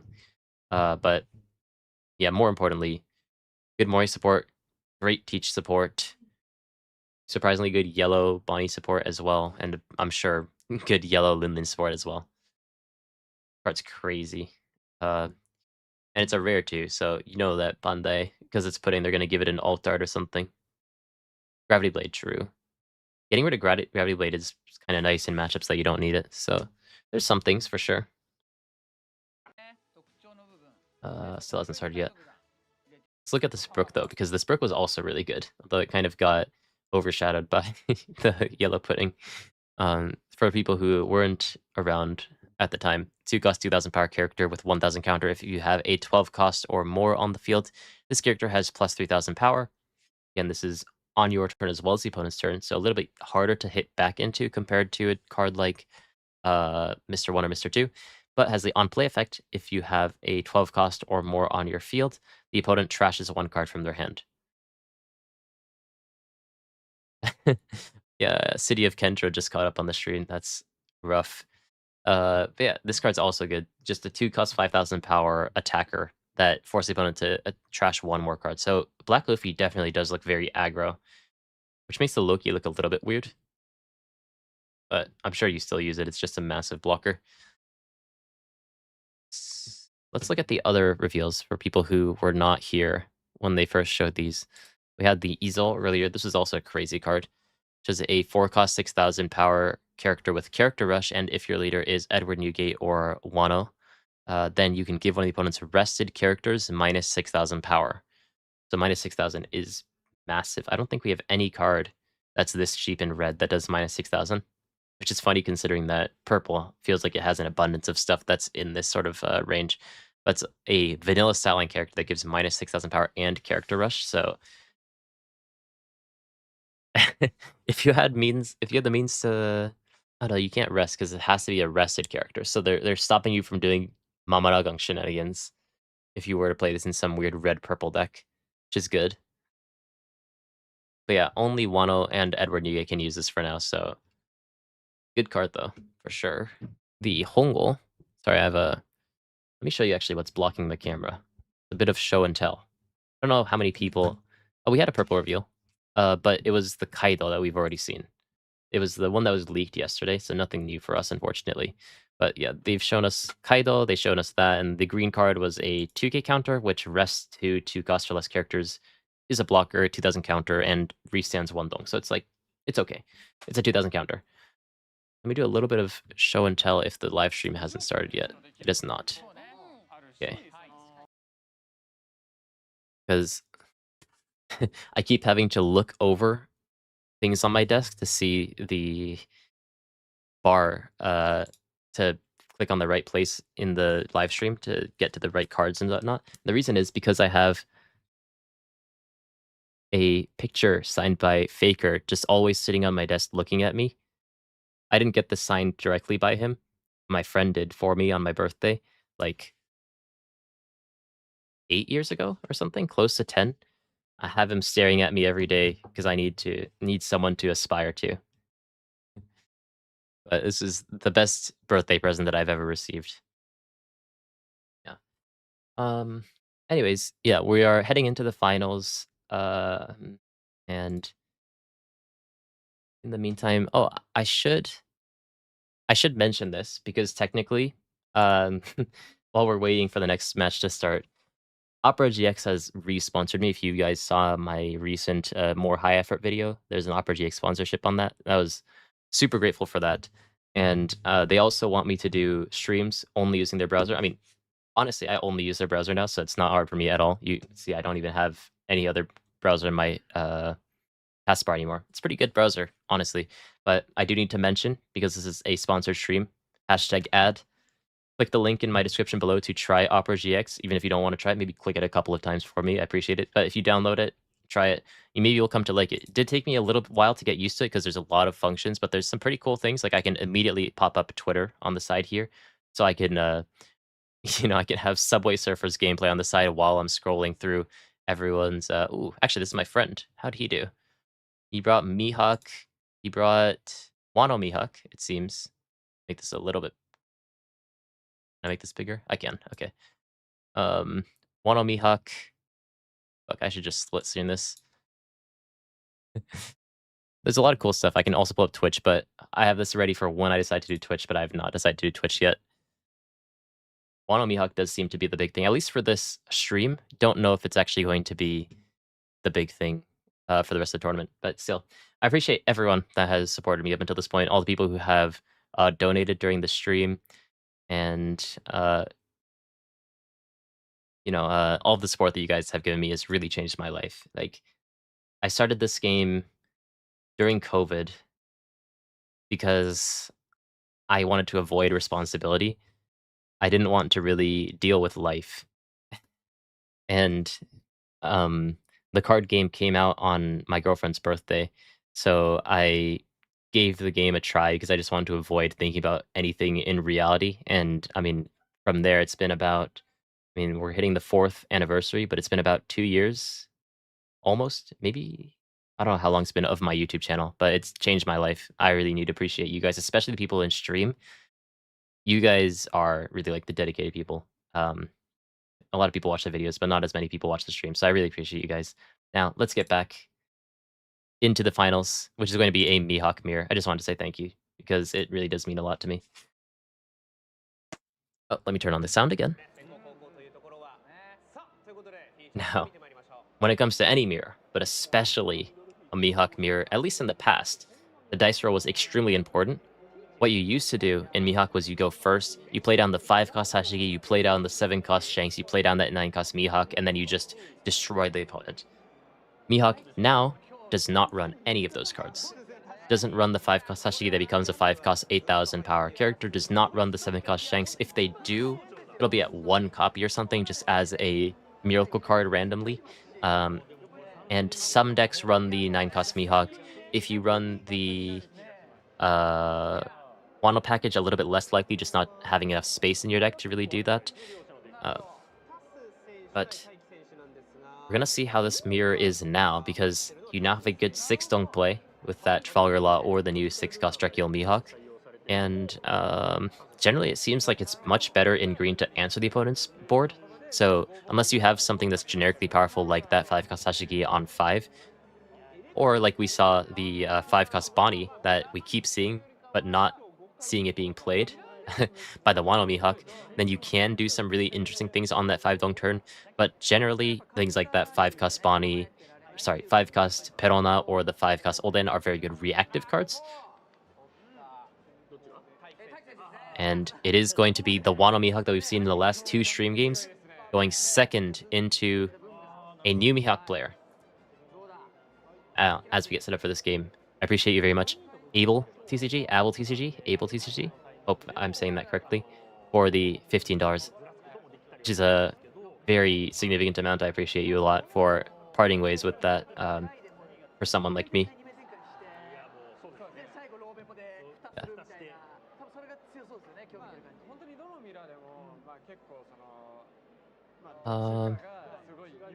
Is Rochambeau rock, paper, scissors? Rock, paper, scissors is, interestingly, in the rules. By the rules of the game, you should be doing rock, paper, scissors. But if you ask the opponent to do dice instead, then they'll usually be like, yeah, sure, let's do dice. It's just, I mean, rock, paper, scissors is I don't know if it's Japanese game or a Chinese game, but it's a very Asian game. So it's just within our culture, although it is very exploitable. So it's not a good rule, but everyone does rock, paper, scissors basically by default, unless stated otherwise.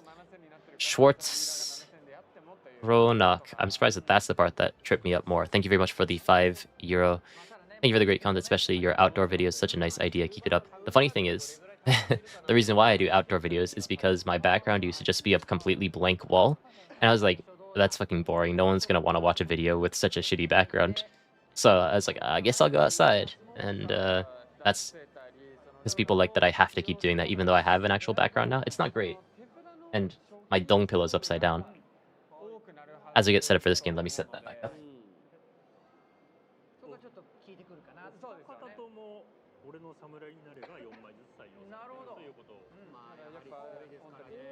Check it out. Dong! Which looks nice in the background when I set it up, but I literally ran home to get to stream on time, so I didn't have time to set this up. So you get... But yeah, little bit of setup to try to make the background slightly nicer. Getting into the game, though, we have the Mihawk on the right side, which I believe was the... Ooh. So both Mihawks are playing Wano Mihawk. I was fucking right. This is the correct version of the deck.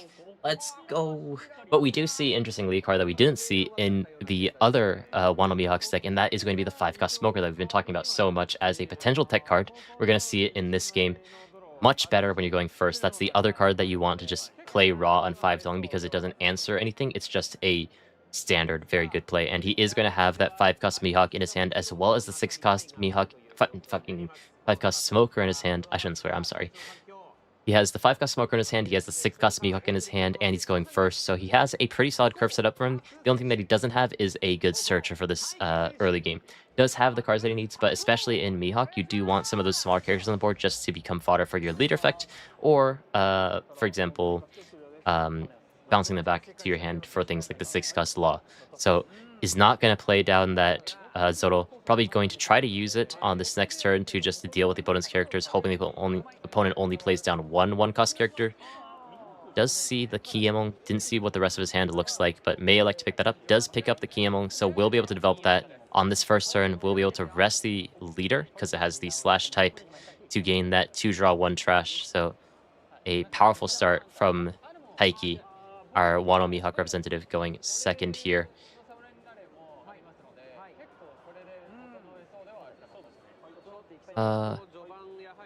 Ooh, interesting. People don't know what dong means. It's a... Japanese has sounds for... I don't know if they're called onomatopoeias. It's like pow in comics, you know? Whoosh, pow, thud. It's basically pow. It's just like the power sound, you know? So it's because it's lots of power noises. You add a lot of power. So you're adding power, you're playing down powerful characters. So dong. It's just the sound. You could basically just call them POW cards if you wanted to be American comic-y about it. Yeah, Mihawk going first decides not to play down that 1-cost Zoro, thinks it's not worth it to get rid of one character when there's another one on the board, holds on to it. Just gonna hurt when it comes to that leader effect because you have nothing to rest. But if he can find something on this next turn, though, he will be able to play down that 5-cost Smoker, use that 1 extra dong to play down something should he draw it. But right now, not seeing it, and it's a crazy amount of 1-cost in this search, but picks up the 5-cost Olden in this matchup. Don't really know how it's going to end up going, to be honest, but these mid-sized characters are going to be very important, especially as it seems like both these players, at least as far as we've seen, Taiki on the left side has not had Luna, as far as we can tell. So being able to spread out your board wide may be somewhat relevant when it comes to the mirror. Ooh, but that is going to be Luna on the right side, though. So has the Smoker, has the Luna, also has a 1-cost now in that Kiemon. But if he plays down that Kiemon for the search, would have to rest his leader. Means that he would lose an attack. So I have to think about what he actually values more. But I think it's probably worth it, though he doesn't get that extra 6,000 power attack into the opponent's leader. Does really need to develop some of those 1-costs to get his leader effect rolling. Oh, no, it decides not to use it, it seems. So is just going to use leader effect, swing 8,000 after playing down the Smoker and passing turn. Electing that, getting the damage into leader is just far too important, which I think is fair when you have 3 extra on your disposal. You have nothing to do with it.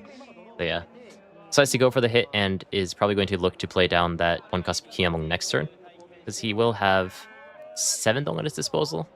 Still not great, because you'd have to rest an extra dong for that effect.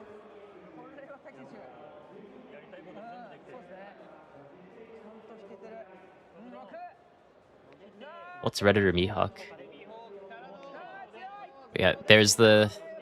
This is why you probably want to go second in this matchup now, because so many of these green cards are reactionary. So Even though this 5-cost Smoker is probably the single best card that you could play on that 5-dong turn, if the opponent can respond with Mihawk into Odin, which we've seen him consistently do game after game, top 8, top 4, and now in the finals, that Smoker, despite being a 7,000 power, despite being banished, will not be able to have any relevance for the foreseeable future if he can keep stunning this card. And, I mean, looking at his hand, he will be able to control it for quite a while. Hasu, our green shirt, green Mihawk player, does have... Oh, shoot. No, he doesn't have it. Oh. Oh, no. So he's gonna play down the Kiemon. Rests one more dong, so he's not even entertaining the possibility of playing down that 6-cost Mihawk anymore. And actually was a good call, because there was no 5-cost. But this means it's even worse, because he's just gonna miss out on playing on a turn. And the Mihawk player going second is just gonna get another turn to just freely develop. Now, thankfully, he does have another Kiemon, so he can play down the second Kiemon and then use You Can Be My Samurai to just accumulate a massive amount of resources. But this is really bad right now because he wasn't able to develop on a turn that he desperately needed to. So now Mihawk going second is just always going to be one turn ahead despite being second.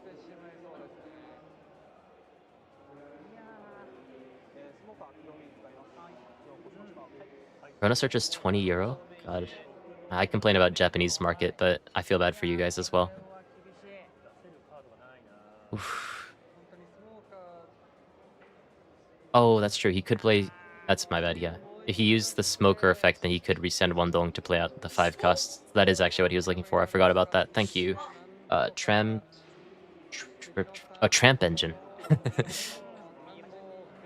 But is just going to play down the Mihawk with nothing after that, unfortunately.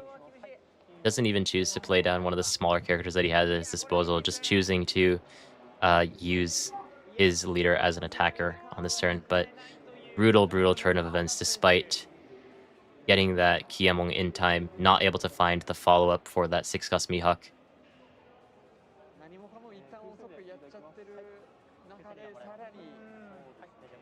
So, Smoker's effect, you cannot restand Dong through character effects, but because your Mihawk leader is a leader, your leader effect can still activate. So you can use your Smoker effect before your leader effect and still be fine, and also allows you to play down characters before your leader effect. So there's some interesting windows if you have that 5-cost Smoker on the board. Fortunately, wasn't able to find it despite his efforts. Ooh. Now it's going to be a pretty uphill battle for green shirt Mihawk. That's how I'm going to differentiate them. White shirt versus green shirt. Just going to start swinging the opponent's leader. It's easily going to get rid of those 2,000 power characters as well, just because white shirt Mihawk was able to develop so many of them early on. Resting them is not going to be a huge deal because not only do you have those cards to be able to bounce back with things like that 6-cost Law, which he may choose to play on this board. Seems like one of the best turns that you can play. But also, he can use it for his leader effect as well. Just infinite value when it comes to Green Mihawk having these smaller characters on the board, especially if you're running this Wano Mihawk, because you can use them as fodder for that event as well to just get that +1 in your hand, resting 2 characters and drawing 2 cards. Just going to keep asking questions, seeing if the opponent has the 2Ks in his hand, which he surely does, but just trying to get his hand thinner and thinner. The one saving grace that I'll say in this game, although this is a really bad spot for green shirt Mihawk right now, is that he's running Luna, and as far as we've seen so far, white shirt Mihawk does not. Though he does run all out, that only stuns 2 of the opponent's characters.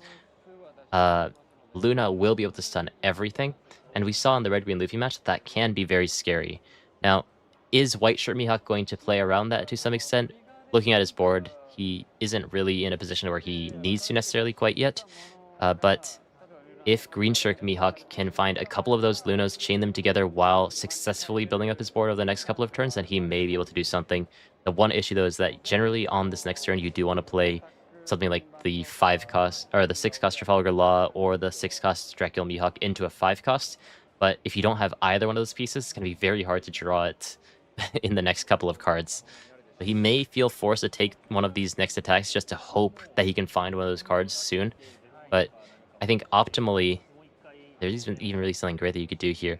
If you find a Pit on the Searcher, and you go Pit on the Searcher into one of those cards, play down the Kiemon, that's 3 dong, then you have 6 dong left to play down one of those cards. Hopefully you can find them from those 3 draws.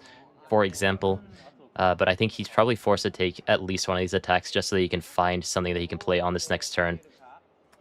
Thinking about this first 8k attack, now there is the risk of this next attack from leader being even bigger as there's still 6 stolen active. That means that the opponent wouldn't be developing as well, so it's unlikely considering that it's exactly 6 stolen as well. But still, starting with 8k to see how the opponent responds. Trying to see if he's too afraid to take that attack in fear of an even larger attack on the next turn as he's on the back foot. And says he's going to think about it a little bit.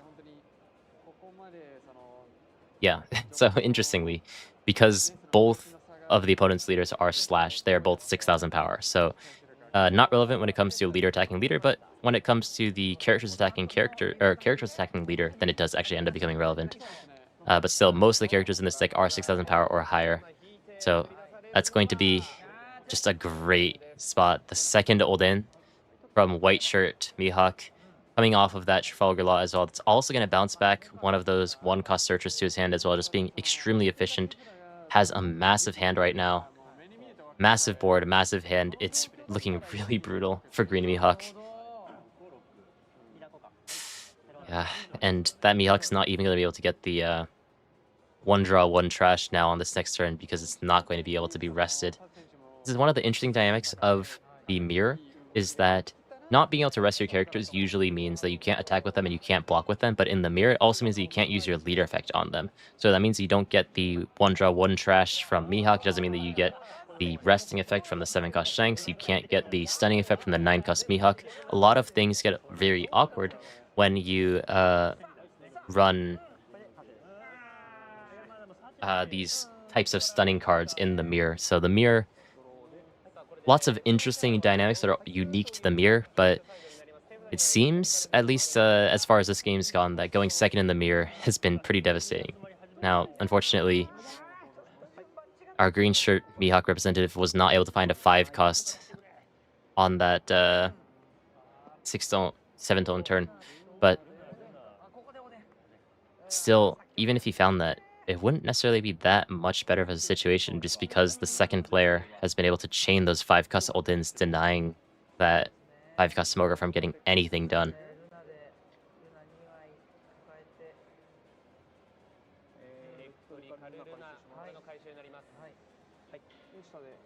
Yeah, one of the scary things, so green blue Luffy does well into Mihawk, but it does worse into red green Luffy. So in OP's 16.5, green blue Luffy has gained one good matchup and gained one bad matchup. So it kind of comes down to the play rate of those decks for how good green blue Luffy is. One deck that has gained 2 good matchups is Black Yellow Teach, because Mihawk as well as red green Luffy are 2 pretty good matchups. Green Mihawk is slightly closer to even, but still winning for Teach. And Red Green Luffy, they can't use their leader effect. It's devastating for Red Green Luffy against Black Yellow Teach. So Black Yellow Teach in a much better position, and we saw it was the second most represented deck in the tournament. Did not make top cut though. Mihawk 3 decks in top cut, and it only lost to the mirror. There were 3 in the top 4, lost once in the mirror, and now there are 2 in the finals, duking it out. And it seems like the star of the show today, our white shirt Mihawk representative, who's been on every single stream game that we've had from top 8, is in a very comfortable position right now. And he's going for leader, yeah. So decides that there's no chance that he can actually win the game by going for board. Is going to use the banish to his fullest extent. 10,000 power into the opponent's leader with banish. And he really doesn't want to take this attack, but if he counters this, it seems like the only counter event in his hand is Deadman's Game. If I'm correct, it's hard to tell what that card next to Deadman's Game is, but he would have to give that Deadman's Game as well as a 2k counter if he wants to defend this. Oh no, sorry, it's 6k power leader. So yeah, no, just decides to take it. Doesn't want to give up the counter. Wants to hold on to that Deadman's Game, I guess, when he goes for lethal. And there's going to be the Luna. This is one of the outs that he has in this game.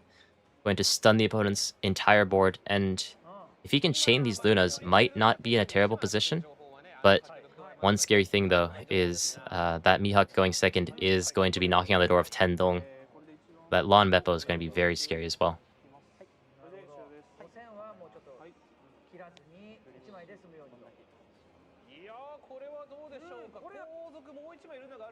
Yeah, we'll see.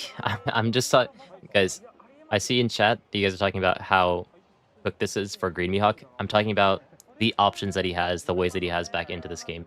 It would be boring if I were to just say he'd be like, "Yep, it's over. Let's just wait for it to end slowly." It's still a very bad spot for Green Mihawk on the right side, but oh my god, this is such a devastating hand. Oh, yeah, it's all out in his hand. So, I mean, two cards that he doesn't really want to give up necessarily.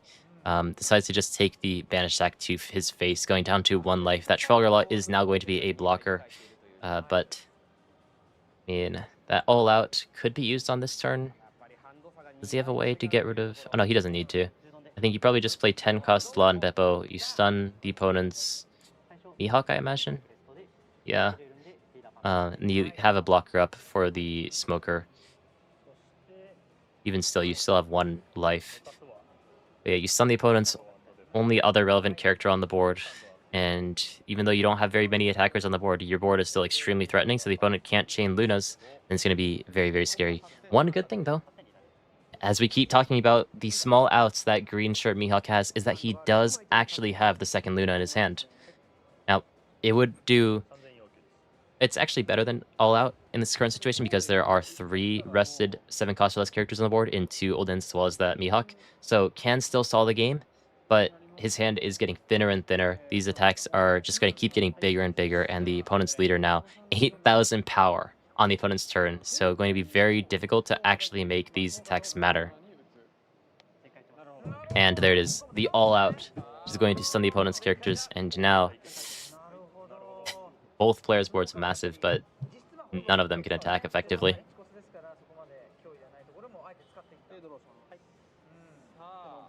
Mihawk can do basically the exact same thing back at him, playing down the Law and Beppo, stunning 1 character, and then using Luna, which, honestly, not a bad play. But it does feel like he's 1 turn behind. It's the only play that he has at his disposal, though, so that's going to be Tendong for the Law and Beppo. Yes, Purple Alligator is correct. That was the top 8. This is a relatively small tournament, so there's only top 8 top cut. Law and Beppo, making your leader 7,000 power, stunning the opponent's Law and Beppo so that he can't use that 11,000 power attacker. Resting the Kikundojo to get that 3 Dong active. Also, with the Smoker effect, he does have 1 extra Dong, which slowly and steadily becomes a little bit more relevant because it's going to be 9,000 into 8,000 instead of 8 into 8, forcing it 2k instead of a 1k. And then there it is, Electrical Luna. White shirt Mihawk laughing a little bit to himself. Fuck, I don't even run this card and it's cooking me. He's trying his best. All of the opponent's board right now, aside from that Trafalgar Law, is going to be stunned. And now the question maybe in his mind is, does Green Shirt Mihawk have another one? Because even though his hand is small, all of these attackers on White Shirt Mihawk's board are not really relevant right now. Doesn't want to rest that Trafalgar Law either, but he thankfully does have another Law and Beppo. Just going to stun the Law and Beppo, and this is just going to be what both players are going to be doing until the game is over, unless one finds an angle to break through something like Deadman's Game. But unfortunately, Deadman's Game is going to be at the disposal of White Shirt Mihawk, but not Green Shirt Mihawk. Regardless, though, all these characters being stunned are going to be very tricky to overcome. Don't think he has another all-out, though, in his hand, though. So while his leader is 8,000 power, those characters on the board are going to be able to restand.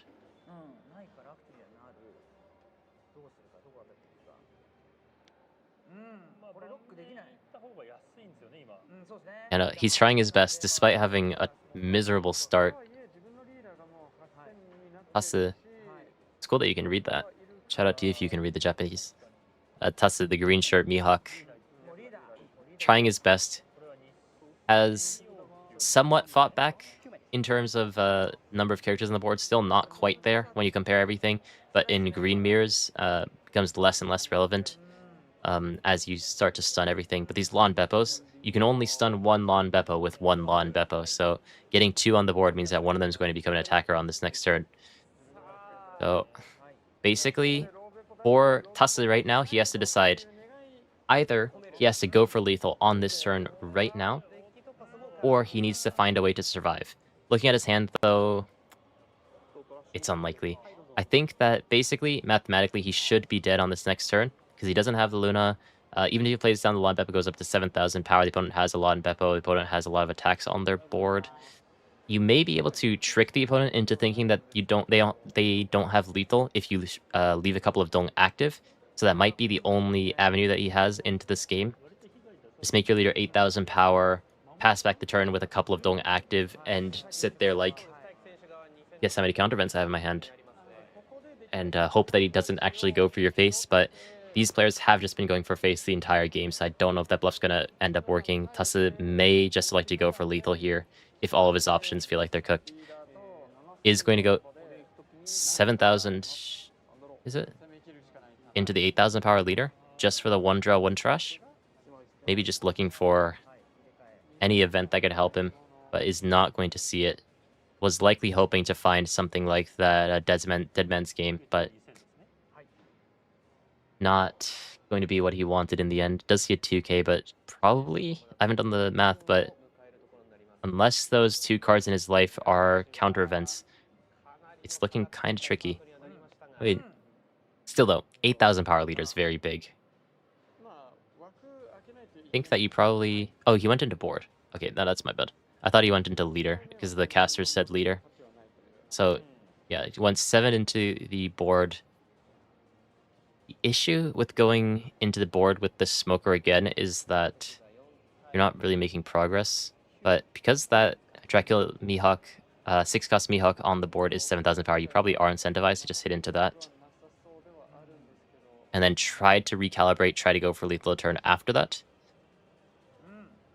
He might just want to play down, it looks like he's going for 10-cost Lawn Beppo first, then resend the Dong cards and spread out his Dong evenly between that Smoker and Mihawk, just give himself the best odds of trying to take out that 6-cost Mihawk.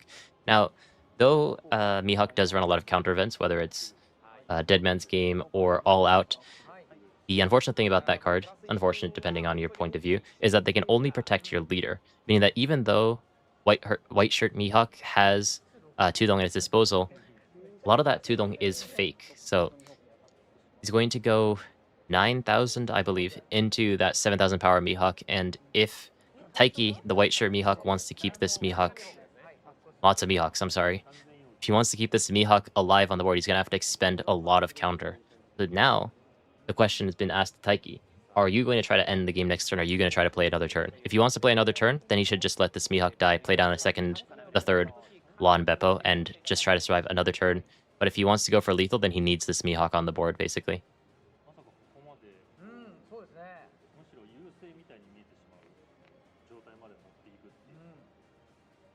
Now he does have that 6-cost Trafalgar Law as well.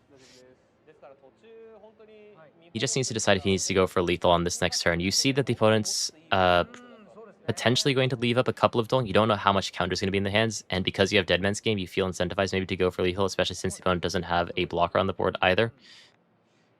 But he may just be able to survive. The opponent's board is not all too threatening, but the one thing is just one Dead Man's Game could end out the game. So there's lots of things that can make you really fearful of the situation.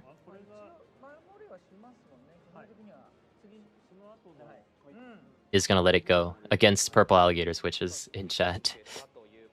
So is going to let it go, which basically means that he's going to play down that next 10-cost Lawn Beppo and survive one more turn and go for lethal the turn after that.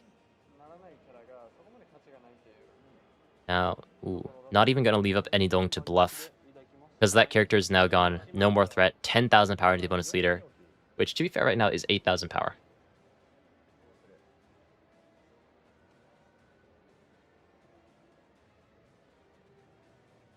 This is awkward, though. It was 9 into 7, now it's 10 into 8. It's the same amount of counter required, but this one has Banish. Probably doesn't want to give up that Trafalgar Law so easily, just because you know that there's an 11,000 power minimum attack on the horizon. So would probably have to counter this out of hand. Then the question is, maybe you should have just countered out that Flash attack. But still, if the opponent gives counter to protect the 6-cost Mihawk, and the opponent goes for leader anyways, and you don't have the counter for that, then it can get awkward. But his hand is relatively healthy. Really, though, I think that this is just... He thinks that he's going to be able to survive and win on the next turn with the third 10-cost Lawn Beppo. So,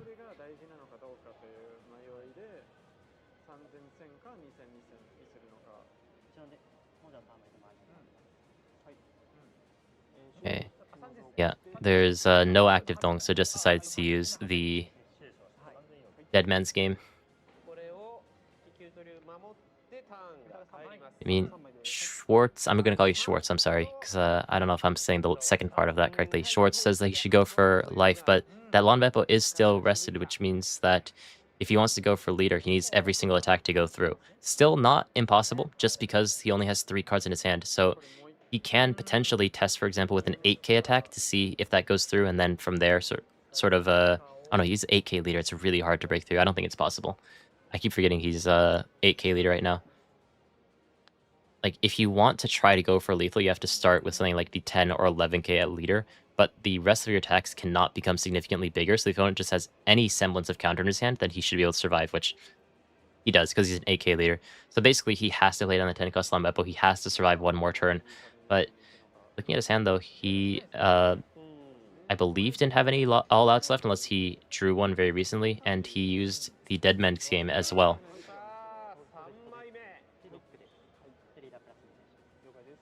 Let's see. Here's the third Lon Beppo. There's probably in this game alone, we've said Lon Beppo 18 times, Mihawk probably 25 times. But there's going to be Lon Beppo instantly going to be the target of the leader effect, restanding 3 dong, making your leader 8,000 power.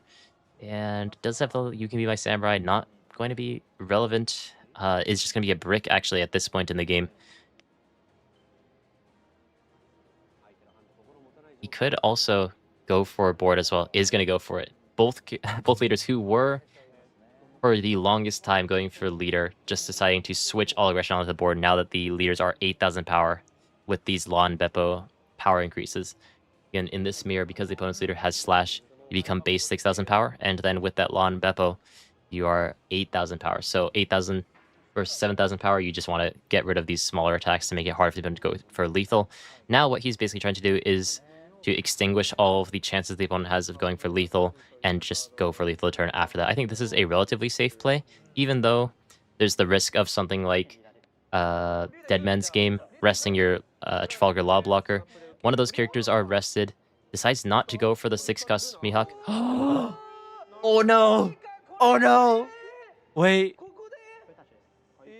So, I think he should have just went for board, but because he didn't, there's the Luna trigger. Oh no, what is he doing? What is he doing? No, he has so much damage on the board. He doesn't need to go for leader, I think. He has so much damage. The opponent basically told you he doesn't have counter in that last turn, but he goes for leader to try to just guarantee that he has lethal the next turn.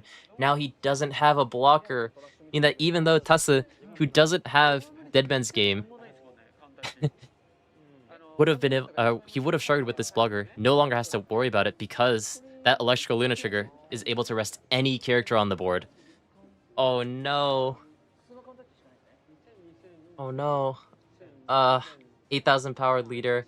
He has one of his Lon Beppos locked. I need to get Dong cards out to calculate this. I'm sorry, I should have been prepared more. Fuck, NL Dong, it's only 6 Dong. What am I doing? My NL deck's on my desk.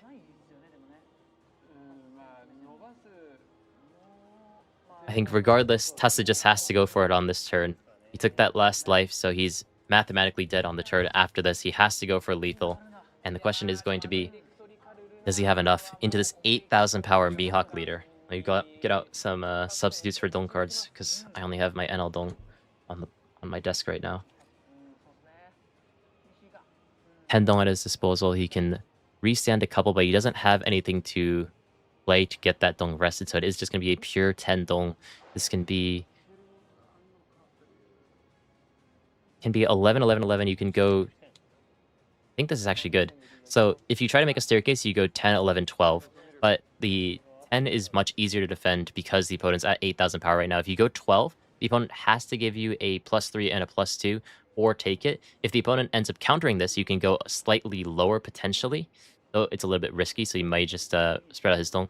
But basically, this forces the opponent to counter out this attack. Because if you don't counter out this attack, then you have an extra 14 Dong not 14, I'm sorry, what the hell am I saying?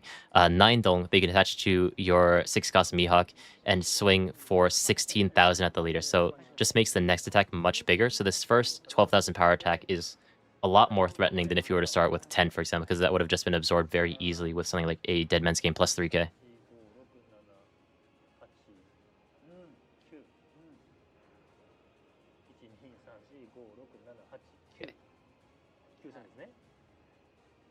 Regardless, Tase, the green shirt Mihawk, has to go for lethal on this turn.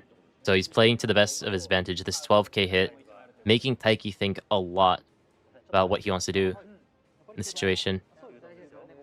9 dong left at his disposal. So if hypothetically he defends this attack, you have 9 dong, which can be separated onto your characters. You go something like 10 and then, oh, it'd be, his leader's 6k, it'd be 10, 12. Interesting. So decides to take that 12. I think he's mathed out that he can protect the 16,000 into the 8,000 power leader. But I think because he started with that 12k swing, he basically is forced to go for it. And looking at his hand, I mean, that's a 2k, 2k, 2k, 1k, 1k. And I think that's another 2k in his hand. It's just an insane amount of counter.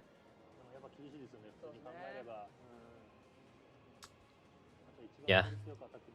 Nah, it seems like Taiki is going to be safe here, but Hase doesn't know that yet. Still has a little bit of hope left in the game, and he's trying his best after a really terrible start. He's going to go for it. 16,000 into the opponent's 8,000 power leader. The last hope that he has in this game. Oh, this is the last attack of the game, but I should mention we are at 0 on the time. Oh, I should just leave my thing here. I'll do that from next time. There's time is up, so now we are at extra time. Both players get 2 turns each, starting 0, 1, 2, 3, so that it always ends on the player going second. And still 16,000 into the opponent's 8,000 power leader. That's 2, 2, 2, 1, 2, 1. Definitely going to defend this. Just has an abnormal amount of counter in his hand because he's been able to hoard these cards for the entirety of the game. Still has a 1k counter left in his hand. 6k into the opponent's Trafalgar Law. Just trying to do the best he can, but that's going to be defended as well.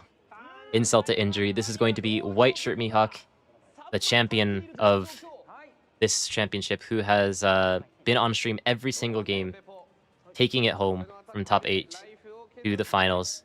11, 11, and that's going to be the end. Against everyone's expectation, Mihawk won the finals. And no Noah Arc trigger. Oof. Yeah. It's really like I was afraid. There were a lot of allegations recently that Japan plays terribly, and I couldn't really defend them with the way that Purple Anno played a couple of streams ago, the one that I commentated 2 weeks ago. Let's just let this roll a little bit. There were a couple of questionable plays. The White Shirt Mihawk made it a lot more scary by hitting leader at the end and triggering that Luna at the very end, but in the end was still able to survive with the insane amount of cards in his hand that were also subsequently a ton of counter. So congratulations to Taiki, and it's going to be the awakening of a new era now that we've seen a ton of Mihawks in this OP16.5 format, really devastating the competition, only losing to itself in Top Cut. Good deck. And one that I'm sure that we'll probably see. It's hard to say for OP17, but definitely going to be popular in the West. And even in Extra, you know, this deck has a lot of interesting things at its disposal with that 6-cost Mihawk. So curious to see what people are going to end up doing. You know, you go 6-cost Mihawk into something like the 5-cost Trafalgar Law from OP01. And that's, you know, a lot of really good things you can do with that. So that might be insane, actually, right? Like you can rest your characters with you can be my samurai, then you can play out the 6-cost Mihawk into the 5-cost OP01 Law, restand your 1-cost while also getting a searcher, and then you could leader effect resting the 1-cost again, get 3 dong back, attach 3 dong to your leader, swing 8k. It's really good, isn't it? I mean, this deck's just been pretty insane in OP16, and I mean, deservedly, it has won the championship today after playing quite well in all 3 games that we saw. We'll hold off to see if there's any reveals. I don't think we'll get any, though. But it does seem like that's probably going to be close to the end of the stream, though. For those who are still chilling out, I appreciate it. I don't know what time it is for you guys, because I know these are terribly timed for the North American and South American players. I'm curious, though, what time is it for you guys? I never really ask this at the end of streams. Where is everyone watching from, and what time is it? 2:30 a.m. 10 a.m. is reasonable. Maybe you woke up too early. Lots of 2 a.m.s. California, 5 a.m. I guess you're East Coast in America. Brazil. Brazil seems really cool to me, but it's so different from Japan. I appreciate you guys coming to the stream at such a terrible timing and watching until the end. I hope you learned a little bit of something. I hope I had something of value to add to this championship for everyone watching. Once again, you know, if you guys haven't checked it out already, I have a little link in my description below for Opera GX, who's the sponsor of this stream. They've been helping out. If you click on the link, try Opera GX. It is actually a good browser. I've been using it for the past several months. Maybe check out SleeveChief as well. Just chilling out all my sponsors. Use my code in the description for 5% off, Kai5, for some of the greatest supplies in the game. And I really appreciate all you guys sticking around. I don't like playing green, though. Why are you sad for BU I teach? It's good. It's much better in the start deck format. Like, blue-green Luffy is still a problem, but blue-green Luffy loses to red-green Luffy, so he gained one bad matchup. Does fine into Mihawk, but the important thing, though, is that Teach does well into Mihawk as well as red-green Luffy. So I'm going to have to update my guide on those matchups for sure, but nothing to worry about if you're a Black Yellow Teach player. You're in good hands. Yeah, now for OP16.5, I will still be playing Black Yellow Teach. I don't want to play green. I have too much trauma from playing green. For people who don't know, because this was before I started my YouTube channel. Let me just cut this to me. If any reveals happen, I'll let you guys know. But I only played green until OP07. OP01 through 3, I played Green Kid. OP04, I had an era where I played Blue Black Rebecca, but I was also playing a couple of other green decks at the time. And OP06 is when Piranha came out. I played Piranha in OP06 and 7. OP7, I also played some Green Bonnie. But OP08 hits Red Purple Law, full power, doing some really stupid things like the 3-cost Charlotte Pudding into the 4-cost Shachi Penguin, or the 3-cost Black Maria into the 4-cost Riplaw. Green could not fight that at all. It was so traumatic that I quit green forever. So that's my story about why I can't play green anymore. But, you know, maybe enough time has passed. It's been over 2 years at this point since I've played green that maybe I should give it another try. I mean, actually, I recorded it for a video that's going on the channel relatively soon. I actually recorded a Wano Mihawk game. So check that out when it comes, of course. But green's not really in my blood anymore, though it used to be. Yeah, I appreciate everyone joining from around the world at terrible timings. It's a great time for me because it's right before dinner time. It's 6:40 p.m. right before it starts to get dark in Japan. But still. Oh, I should mention, though, before you guys leave, that there's another championship in 2 days. It's the Tokyo Championship, which is a much bigger championship. I'm going to be at the championship, not playing, because qualifiers were when I had a full-time job, and I just didn't have time to go to qualifiers. I'll be there for side events, just Japanese side events. They're just kind of for fun. And after I finish my side events, I'm going to race home and be on stream. So I will be here in 2 days. I hope that I'm on time. So if you guys are around, once again, I believe the stream has been going on for about a little over 2 hours-ish. So if you guys do the math on that, I'll be here around that time again in 2 days. If you guys are free, it is a Monday, so much more difficult to justify. But if you would so kindly join, then I'll appreciate you guys. Seems like there are, yeah, Monday is a national holiday in Japan. So we have that day free for everyone.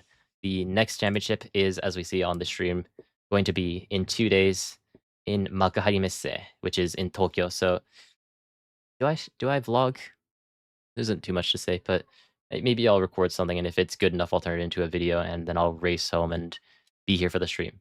So I think they're wrapping up the stream, so I'll wrap up the stream. Thank you guys so much, especially for all the people who donated during the stream as well, all the kind support, all the people who corrected some of my mistakes in games as well. My apologies for making those mistakes as well. Thank you guys so much for stopping by, and I'll see you guys in 2 days, and maybe a gameplay video on Monday or something.